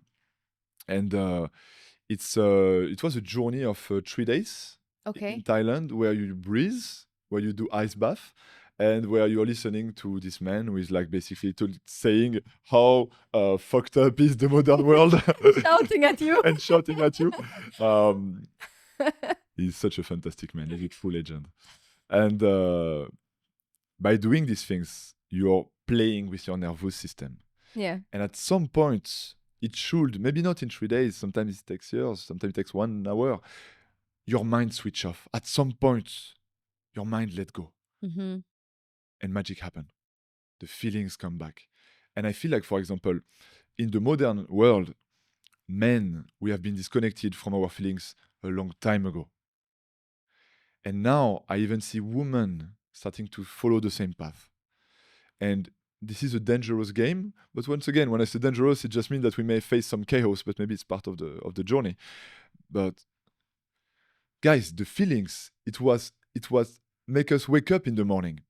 Because otherwise there is no point. It is just a number on the bank account, or it's just on the scale with more muscles, or number of women you have per week or whatever. It's just a number. It makes no more sense. But when you feel, you start to remember things better. You start to create bonds with people. Like when I heard some people say in Dubai there is no soul or you cannot connect with people. Guys, I arrived in January, I knew one person. Now I have a family of 350 people. And I can call them now and they will reply. They will give me a home if I need to. We are connected. We have created this tribe. There is just a way that it works so far. And that's what I mean. It's like everything I'm saying now comes just from my young level of understanding, my young level of wisdom. And I don't know the divine truth. I just have some principle of truth that so far are resonating with people. And I'm doing my best to keep an eye on myself to see if I'm not losing my way. Yeah. But so far it works. And it makes me happy. That's it. You mentioned that it took more than one expedition for it to work. How long do you think, what is the first step would you advise for people to take to go from this unconscious, stressed state into at least making a first move? What would be the first move? Now looking back, you've gone through the journey. Now looking back, what would be the first thing you would advise for people to do? Okay. Without even trying to sell anything of what I'm doing, you should go to a workshop, an expedition, something where there is other people. It doesn't have to be 40 people. It can be 10 people. But you will have to turn yourself once again towards the others. Because most of the time when we are not feeling good, because we also trying our best to be good person, sometimes we lock ourselves inside, sorry. We will have to turn ourselves again towards a group. And some people say, yeah, but I hate the groups. I don't like to be with people. I know, that's why you have to do it. And I will tell you why right now. When you're doing an expedition with 10, 15, 20, whatever, 50, you're not living one experience. You're actually living 50 at the same time. When I was going to my first one and I was depressed, complaining about everything, life is trash, everything is bad. And I saw that woman, Kira, love you. She was a gymnast and she had a car accident, all the bones broken. The doctor said she will never have kids, she will never walk again. And I met her, she's 50 and she has tons of kids. And she couldn't do the gymnastic things, but she's one of the most brightest light I ever saw. And she had a tough life as well. And me, I'm here, 23 years old, 22 years old and complaining. At that time, sorry, I was 26. And I was like complaining about my life. Like, no, look at this person. She's bright, she's shining. She had the most worst things in her life. And I didn't see one, I saw hundreds like this. Yeah. And at some point, your brain, as strong as it may be, is also quite smart and will be like, okay, maybe there is something there. Maybe there is something that can change. and the patterns start to open. But it's a journey, step by step. And I think it's good to, we naturally compare, but it's good to also compare with people that are going through tougher things than you are going. And I'm not saying that to diminish whatever you're going through, Yes. because everybody has a different plate made out of different materials, let's say, and you can only take this much. But it's good to see an example of somebody who've gone through something much worse than you've gone through. And maybe that's why when we started the conversation, you said that actually I looked back and I wasn't that bad, like, yeah, but you only realize that if you look outside. Because if you keep sitting and looking only at yourself and you lock in your problems and you lock in your issues, you don't really know. And what is the judgment of good or bad and right and wrong if you are the only person that you're checking in with? Yes. Because you can do something horrible and justify it to yourself by saying, yeah, but I'm still good inside. How do you know? Yes. Who told you you're good inside? What was your benchmark of good or bad? Do you have a benchmark? And questioning ourselves in that sense is very important, because you are kind of checking in with yourself, but then I only know this much. But Yes. is what I'm doing is right or wrong in a grand scheme of things? Or is it just right or wrong and I'm always going to justify myself, my shitty behaviors? I'm going to justify them by being, like, how else am I going to survive? If I keep telling myself that I'm a bad person, I'm just not going to be there, right? Yes. But you keep telling yourself, no, but I'm not, it's not that bad. It wasn't that bad. I didn't do it that bad. So checking in was not even with people that you've done bad to, but with people from outside when you're looking out at other things that people go through. So not always looking inside and checking in with yourself necessarily, because we're very not all of us are forgiving towards ourselves, but quite a lot of us, we forgive ourselves very easily for everything. And we're like, okay, you find a way to justify to your brain why you've done what you've done. And then you're like, yeah, but I didn't know better, which is obvious. But then you can kill somebody and you say, oh, I didn't know better, but I'm sorry, but now you're going to jail, because that's Yes. what happens when you don't know better. So there is no benchmark. And now I think it's deleted even more with not having the spirituality at all in the picture. This is so blurry. The line is so blurry if we don't know what is better. And we justify it by not knowing better. But how to deal with that? What do you think of that? You mentioned the sentence that you said was interesting. You said you justify to your brain. Mm, And I feel like the brain, it has no clue. You justify things. You can justify everything with the brain. But the heart, the feelings, you know more or less what is right or wrong. And we all have a different level yeah. on that one. And everyone is supposed to do what he feels right. No judgment on that. What I mean is like that you want it or not, we are social organism. And actually, our hormones are deeply related to how are the other people around you. I saw that on a study that it shows that if you are driving in a Porsche and the people around you are driving in worse car, actually your level of testosterone is pumping up. It's a good reason to buy a Porsche, guys. Or not. Low-key ad. But you're looking only for what convinces yourself, your patterns. But what I mean by that is like we're always comparing yourself to the others. This is where we are made. Yeah. So just knowing that it can be used as a way to diminish the other or to try to be with the egoistic mind at the top of others in order to just be at the top. Mm-hmm. But if we just know that we need to be connected with others in order to know more or less where we are at, that's it. It doesn't have to be complicated. But first, it is tough and it may feel uncomfortable. And we are afraid to feel uncomfortable. That's why I love the ice, for example. Because going into the ice bath, it is not about, yeah, I'm the ice king, I'm the ice queen. It's actually quite easy. Like, actually, it's very easy. I know it sounds a bit easy for me to say that, but everyone, You'll have to really convince me that it's easy. I promise, like with the right setup, with the right approach, with the right techniques, it's actually really easy. But what is hard is to get inside and being like Buddha, to be able to feel the cold, but not associate these feelings with a negative emotion. Mm-hmm. Yes, it is cold. When I'm walking, doing hiking barefoot, or when I did a marathon barefoot, like I do feel the rocks. but they are not associated with a negative emotion until there is. And I know that this is dangerous. I know that I stepped on the wrong rock and I hurt myself. But otherwise, yeah, I feel the rocks, it's painful, but it's like just an information. If we are able to train this, and the ice is a fantastic way to do it, then we are able to detach the information from the way we feel.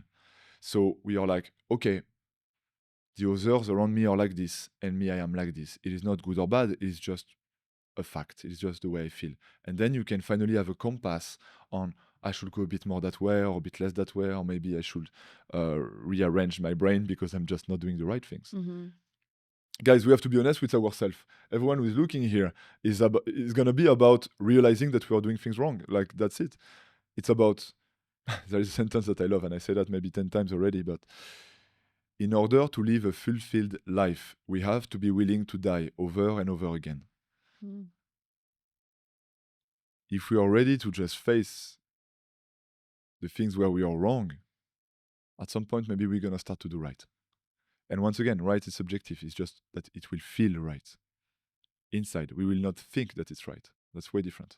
It's because I'm just trying to. You just mentioned that I said it.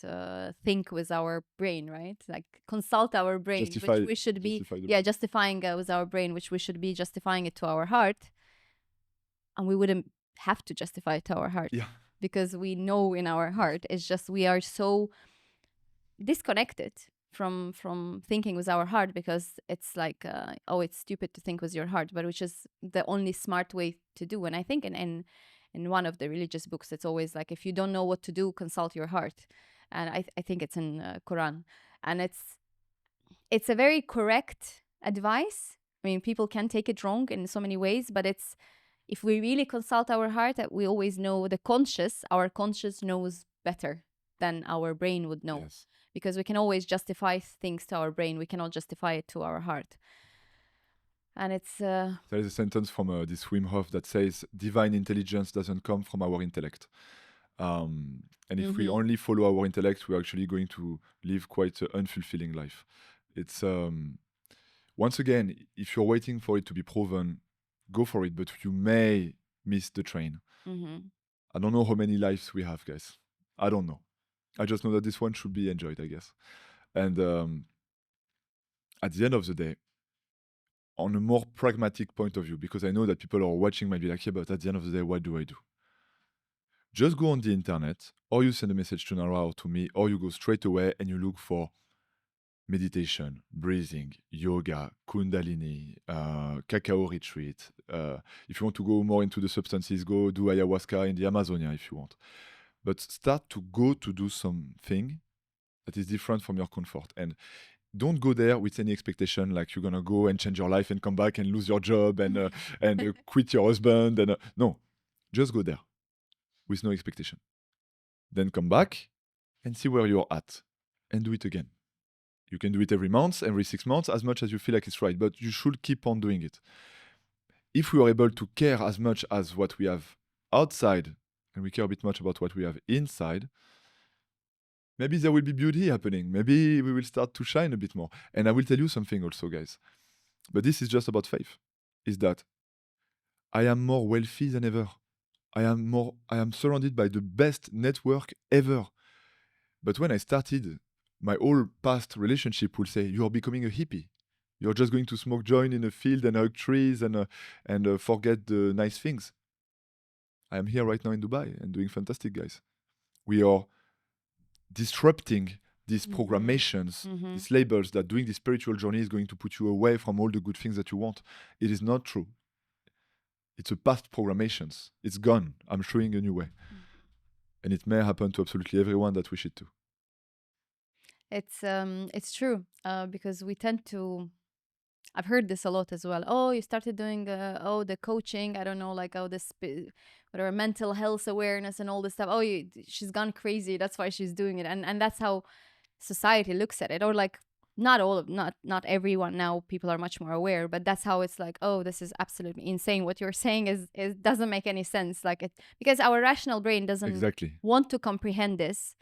And decisions that we took already with our rational brain. That's why I was asking in the beginning of how did it feel to lose everyone around you and then rebuild that again? because changing your environment, I believe that it's very important.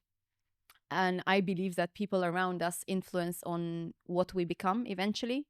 And choosing people right, not just because of whatever reasons, of whatever like relations that we have that we made with them, that's not the most important thing. The most important thing is what are these people around me making me become. Because no matter how hard we try, and no matter how we say, oh, but I don't get influenced by others, I am so strong, I don't get influenced, we do get influenced by people. We do get Yes. we get something from each person that we're spending time with. So back to what we spoke about, like having, we're social animals, and having people around us and helping us judge good or bad. If we have bad people around us, also making bad decisions is going to be very easy, because we're gonna be in a group where doing bad is okay, unacceptable. So what's hard is to get out of that environment and putting yourself into environment where you're surrounded by good people, where you are, and it's going to take time. It's not going to happen in a day. It takes a very long time to build, sometimes long time, sometimes it's fast, right? But it's still a decision that you're going to take. Am I surrounded by bad people and that's why what I'm doing is okay? That's why whatever I'm doing is considered okay? Or am I just, like, what is happening? Why is it like this? So assessing our environment is quite important in this journey. While we always overlook and say like, oh, it's okay, it doesn't matter. It's just me at my core. I'm strong, so I'm not gonna be tempted by any of these things. But that's not true. I don't think we should overestimate ourselves at Mm-hmm. all. And like, that's why also we have created this company that is called Tribe. Mm-hmm. It's a tribe. We are together because at some point alone you cannot do many things or not very long. And even if you manage to do it because you're so strong that you can do it alone and very long, it's not going to be fulfilling. If you succeed alone, you fail. That's a sentence as well that I learned. If you succeed alone, you failed. Um, I have so many examples of people actually. I have one, Shona. She was in the UK. The worst ever childhood that you may imagine from our point of view of the modern world, like the worst ever. I mean, everything you can imagine. She is more healthy than ever. She came to one of my first retreats actually. Then she came 3 times or 4 times. She has climbed the Everest now. She doesn't drink no more. She doesn't smoke no more. She's fitter than ever, and so at peace with herself. Mm-hmm. And there is so many examples like this ones. So I understand that we may be surrounded by many wrong people sometimes, but also because sometimes let's not overestimate ourselves. Because maybe we are not doing that good neither.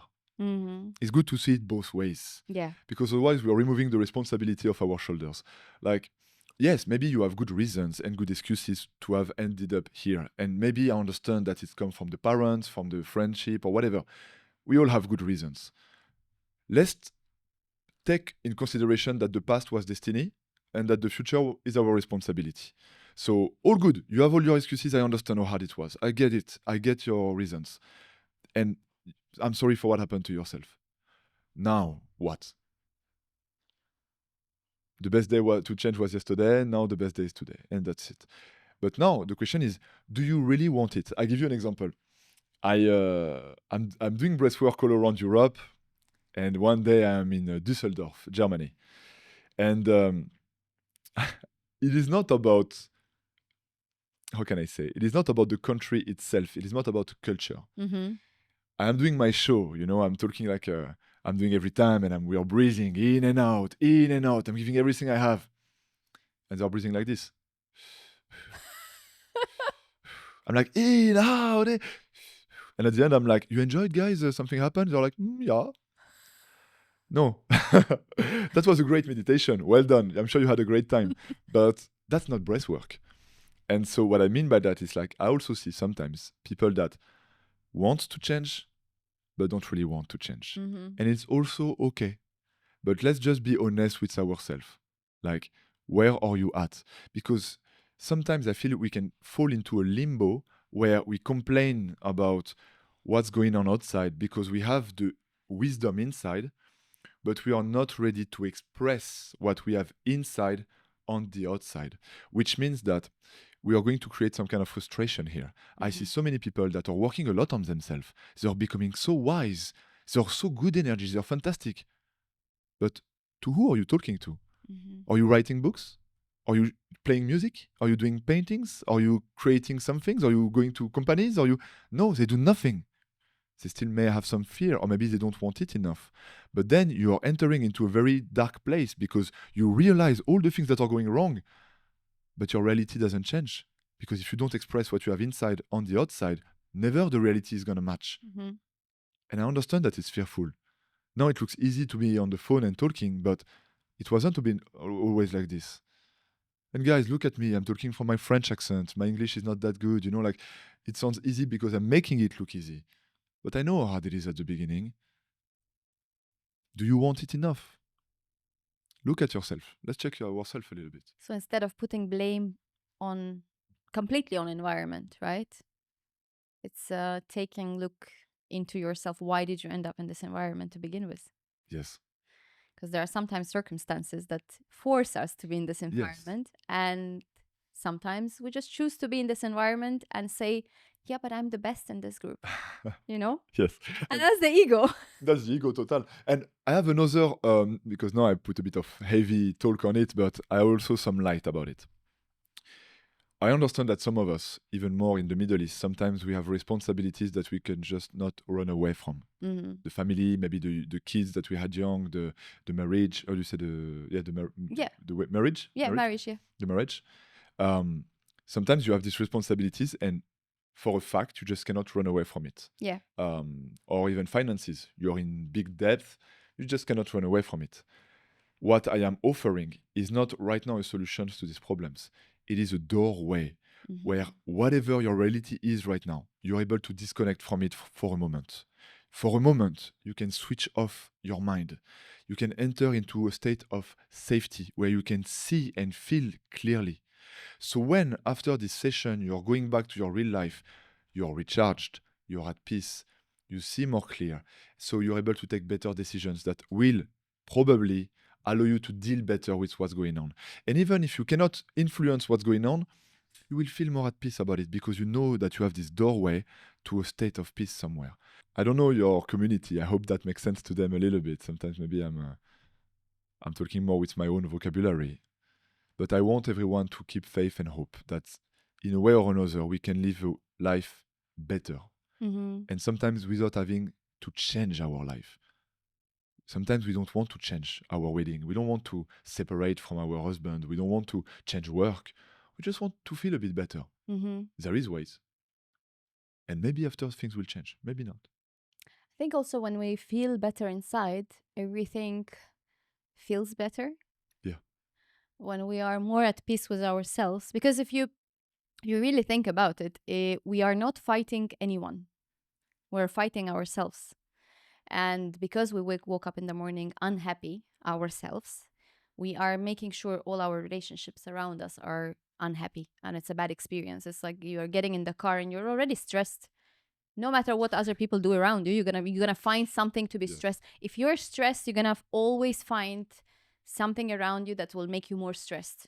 And it adds up, and I think there was like French ad. They made like a short movie about how we pass on the stress like a black ball to each other. It's a circle of like bad emotions that we pass on. So if we are at peace, maybe our wife and husband is not such a bad person because we, for some reason, found something good in them to begin with. Our kids are not that bad. They didn't really do anything to us that, like we created them. So they cannot be that bad because whatever you see in them is just reflection of you. And whatever we see around in the people is also reflection of us. And if somebody is totally out of your circle and doesn't match your expectations or doesn't match your lifestyle anymore and the way the new you is, they're just gonna fade away naturally. With friends, you see it happening much faster, let's say, but they cannot stand your energy anymore. Yes. For someone, you are too positive. Oh, I've heard this before. She's so positive, it's just annoying. Like And you would think that it's absurd, right? Why would it be annoying for someone to be positive? But it's so positive, and because I'm in a state that I cannot see it right now, I'm not there, so it just triggers me, and that's why you cannot stand it. So, and that's how the friendships kind of fade away as well, because you then don't like the way the person became because you are not working on yourself. So yeah, it's not necessarily that it's gonna lead to a divorce, or it's gonna lead to you leaving your family and leaving your kids and moving to, I don't know, somewhere to the mountains and you will become a monk. No, doesn't Exactly. mean that. Definitely. But it will help you to cope with the reality that you have, and it might help you to create a new reality within the reality that you had, because sometimes it can be fixed. As much as I resist to believe it, like I have this deeply rooted belief that people don't change, and that's one of the reasons why I'm asking the question, because I do see a lot of people that come to a podcast that have changed from extreme to another extreme, but they have changed. I'm looking forward to meet you in 20 years and ask you this again. And I know that people do change. I can see this examples of people that are changing, and they are changing within this lifetime. 100%. So maybe the beliefs that we had from old times, and I don't know where this belief is coming from. I think it's coming from my culture, because we have this, like even some few sayings about it, that whoever will change at their 40s will change in their grave. Like there is no way basically for you to change once you hit 40. That's it. So I have 6 years to change. Good luck. That means So now. I'm gonna go quickly jump in the ice bath, because if I don't change now, I only have 6 years to change. But this is a very deeply rooted belief that I had. I'm still working on it, not having it, that yeah, we can change. But then also I wake up in the morning and I think to myself, if I don't do anything now to lead to this change in 6 years, or whatever timeline I'm giving myself, another 10 years, nothing is going to change. If there is nothing that I'm doing today to be more successful tomorrow, there is no way I'm going to reach that goal, because the goal is that I'm not actioning on it. I'm just dreaming it. That's why I'm a bit skeptic about manifesting. You don't just sit in the house and, like manifest stuff to happen to you, and all of a sudden somebody's going to knock your door and you're going to meet that life partner that you always dreamed about, your soulmate, and you're going to get that dream job, but you're not doing anything. Absolutely. How the heck is universe supposed to give you anything when you are just sitting there and not doing anything to action this, Yes. this manifestation? You also need to do, not just be there and meditate and wait for things to happen to you, because things don't just happen if you're sitting in a locked place alone. Absolutely. And on top of that, it's like sometimes we put a lot of pressure on we have to do. It's more like, if I wanted to just be into my spiritual state where I'm reaching this, we can call it samadhi, or this state of pure divination, and I will be like this probably after my death, if it does exist. It may actually come back after I'm died. So right now I'm having more or less 100 years to play a bit with this world. So I want to do things. I don't want to be just praying in my temple and hoping that something happen. No way. But that's just me. I'm not saying that everyone has to do it. And about manifestation, I guess it exists by itself. It's like, when I'm saying manifestation, it's like it makes feel you good. Yeah. To know that it may have, happen. And actually, we can see a lot of synchronicity, but is it because of manifestation or not? This doesn't even really matter. On top of that, to reply about the changes, I want to give you a story. We haven't talked about many stories yet. No, not yet. I am 25, and I'm in Malta with a relationship which I was for 2 years. And my girlfriend wakes me up Saturday morning or Sunday morning. She wakes me up, Ferdinand, it is the wedding of my brother. I told you since 2 months, it's today, and me, I'm hangover. And I'm like, no way I am going to this wedding. No way. Like, I don't want to see anyone. I just want to stay alone and drink beer. And that's what I did. I said, no, I'm not coming. And I stayed in my bedroom and I just drink beer all day. And now look at my days. Yes, we can change. Yes, we can. There's no doubt. You have to sign off on it. Fact. And I have 1,000 experience like this once. when I was 22, for example, I finished this master degree and this business things, and I am so smart that actually after my business degree, I started to work in a nightclub. Full on success on the way, and started to be even more into this alcohol and drugs environment. And I just realized that it was not going well, this life. And the day after Christmas, I am breaking my phone, and I'm just trashing everything I had. I just bought like a compass, and I said, I am going to walk to the east. It doesn't make any sense. I said, I'm going to walk to the east. It was the day after Christmas. It was so cold, and everything was not good. I had not a lot of money, and so I walked like this, France, Switzerland, Liechtenstein, Austria, all the way up to almost Bratislava, where I'm getting stuck between Vienna and Bratislava.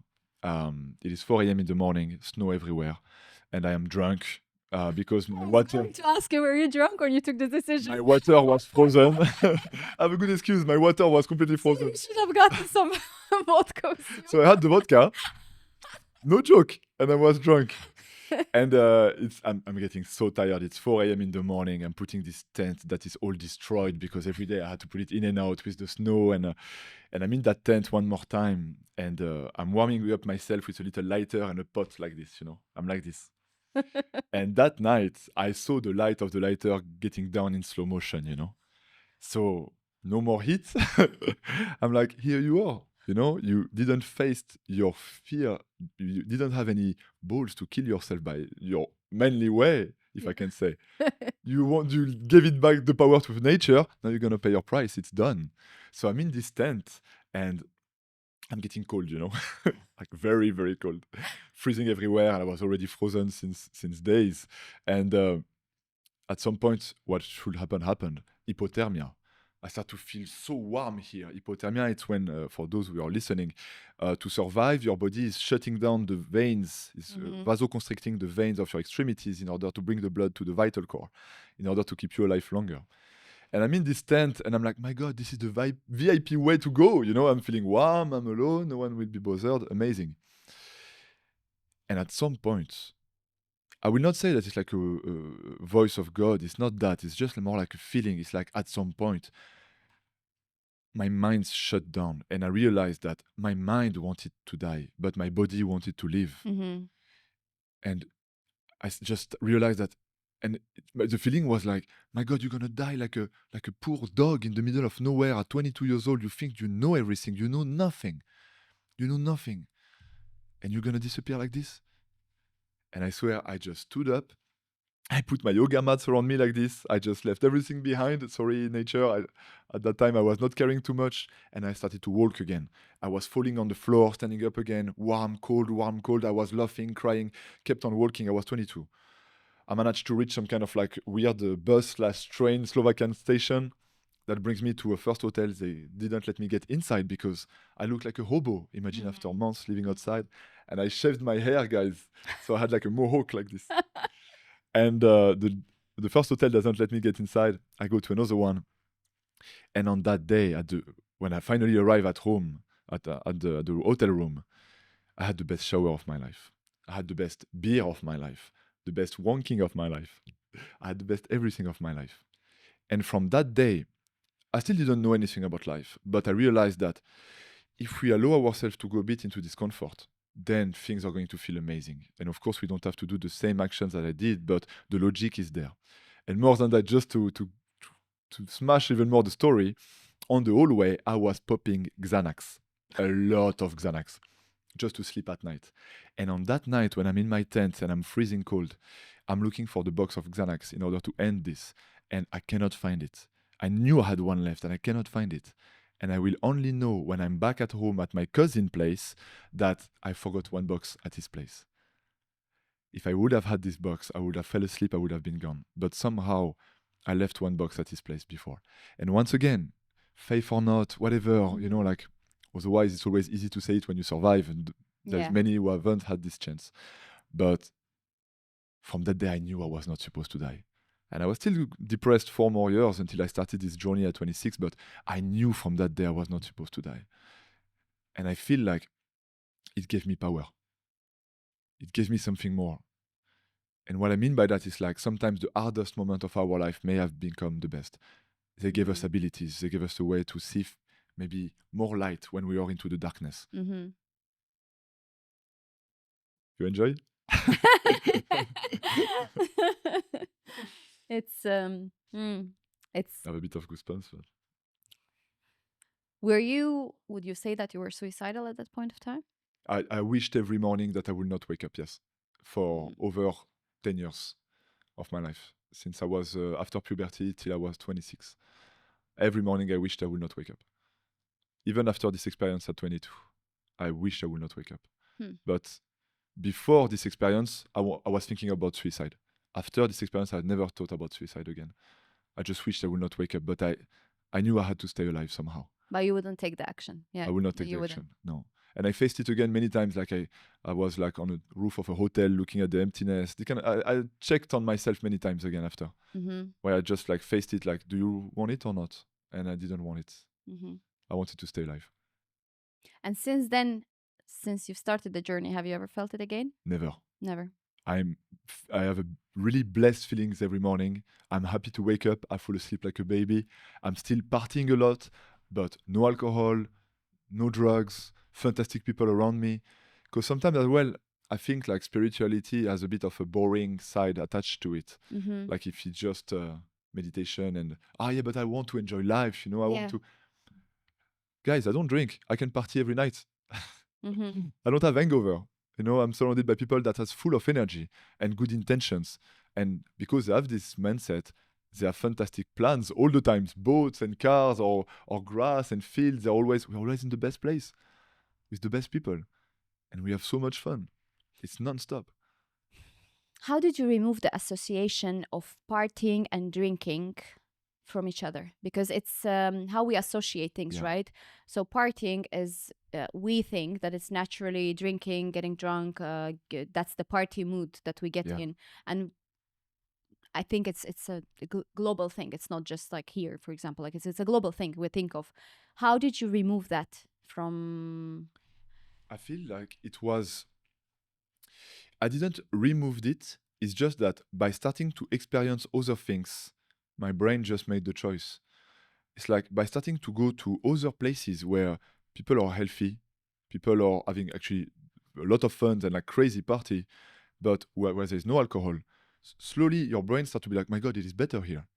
So at the beginning, it may feel a bit weird because it is new. I'm talking, for example, about ecstatic dance. I don't know if you have done it or... No, I haven't. It's like huge party for like 4 or 5 hours. You dance non-stop. And like at the end, you're in trance. It's just like, it's a state that you cannot imagine. It's beyond being drunk. Yeah. Way beyond any drugs. But first, it feels uncomfortable because it is a new way. But just by doing it a bit, every time I brought someone to this ecstatic dance, they said, I will never go back to a normal club. So they didn't have to stop to go to the club. They just found another way that resonates with them better. It's not necessarily cutting it off. Yeah, I see. Like it's just the association that we have. Oh, it's a party. Let's have fun, and that's how you have fun. By alcohol is always included. Yeah.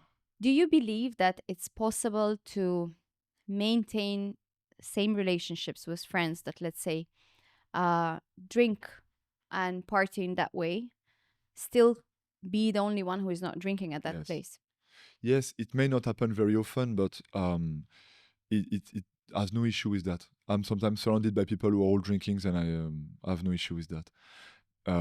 What happens is like you start to take things for what they are. So, like Dubai, like if you go to Colombia, Amazonia, and it's just take things for what they are. If you have friends that love to drink and party hard, and you don't want it anymore, just go with them sometimes. If you feel like you still enjoy it, go with them sometimes and take them for what they are. And if you feel like you don't resonate with that, just stop going. If you feel that you still resonate with that and still want to drink, I invite you to not try to stop going there. I invite you to try to work on what makes you want to go there, the triggers. It's a completely different way of working. I don't believe in restriction. I believe in freedom. I believe in love. It has no rules, but it has to require some principles. Let's work on the principles. I also have a a theory once again. It doesn't have to be true or not. If we just have the principle of doing things with love and with respect, we actually may not need rules at all. I don't see actually one case if you do it all with love. You don't have to love everyone, but if you don't love them, you still do have this respect principles. Yeah. Even with deal, when you do a deal of business, if you respect the one on another, you know more or less what is the right price. We all want to do a win-win. You don't need that many rules. Mm-hmm. If you do things with love, I believe that if we should respect these two principles, actually we can almost burn all the laws. Almost. So once again, I understand they will say, yeah, but he's completely out of his mind. I understand. I'm not saying that we should burn the rules. Of course not. I'm just saying that for yourself, let's just play by these principles. So yeah, it's going back to not cutting off the relationships, because that's what I find challenging, let's say, right? When you are the only one in the group that doesn't behave the same way, you kind of don't belong in the group anymore. But you still like the people. Yes. But taking them for what they are and taking everyone and everything for what it is, I guess it's the way to go, and it's still very challenging to do because we're not wired this way. And that, I guess, helps a lot, because then you are thinking of, why does he or she need to consume alcohol to Yes. have fun? Yes. Not that I have to have it as well Exactly. to have fun. Maybe I can learn to have fun without it. And guys, once again, it's like, what do you want?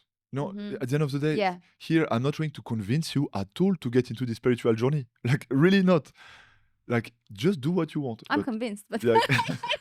who's not convinced? But like, convinced. I'm not trying to convince the viewers to start the same journey as I do. Like, not at all. What do you want? Mm-hmm. Like, if you want to be enlightened and look like Buddha, but at the same time still drinking and partying and not changing anything in your life, it may just not happen. Mm-hmm. Or maybe you will find a new way that I don't know, and please teach me. But it may not happen. Yeah. So if the why is big enough, the how is easy. That's it. What do you want, and do you want it enough to happen? Period. Because sometimes I feel like when we talk about nature, spirituality, it is all about lovey-lovey. It is not lovey-lovey, guys. Like, you will have to make big decisions, and sometimes hard, and sometimes you will pay your price. But I believe that it is worth it. Mm-hmm. But maybe not what people will watch believe. Yeah. It's up to anyone. What would be the takeaway that you would want to share with people from today's? Oh my God, we had so many topics, but if you would select one. I want people, I would say, to have faith that others are not as bad as they may look. Like, humans are not as silly as they may act. They may not be as blind as they may behave. I strongly believe that the humans being are actually pretty divine. We are just, in this modern world, losing a bit ourselves. But the real loss is when we lose faith, when we lose the hope that it may be better. So let's keep a door open. Maybe. That's what I want for the viewers to take away. Maybe there is something. Mm-hmm. Well, thank you so much. Thank you. Yeah, I have many takeaways that I'm going to take from today's discussion, and that's why I love this, because it's a lot of food for thoughts. Thank you now for having me here. Thank you.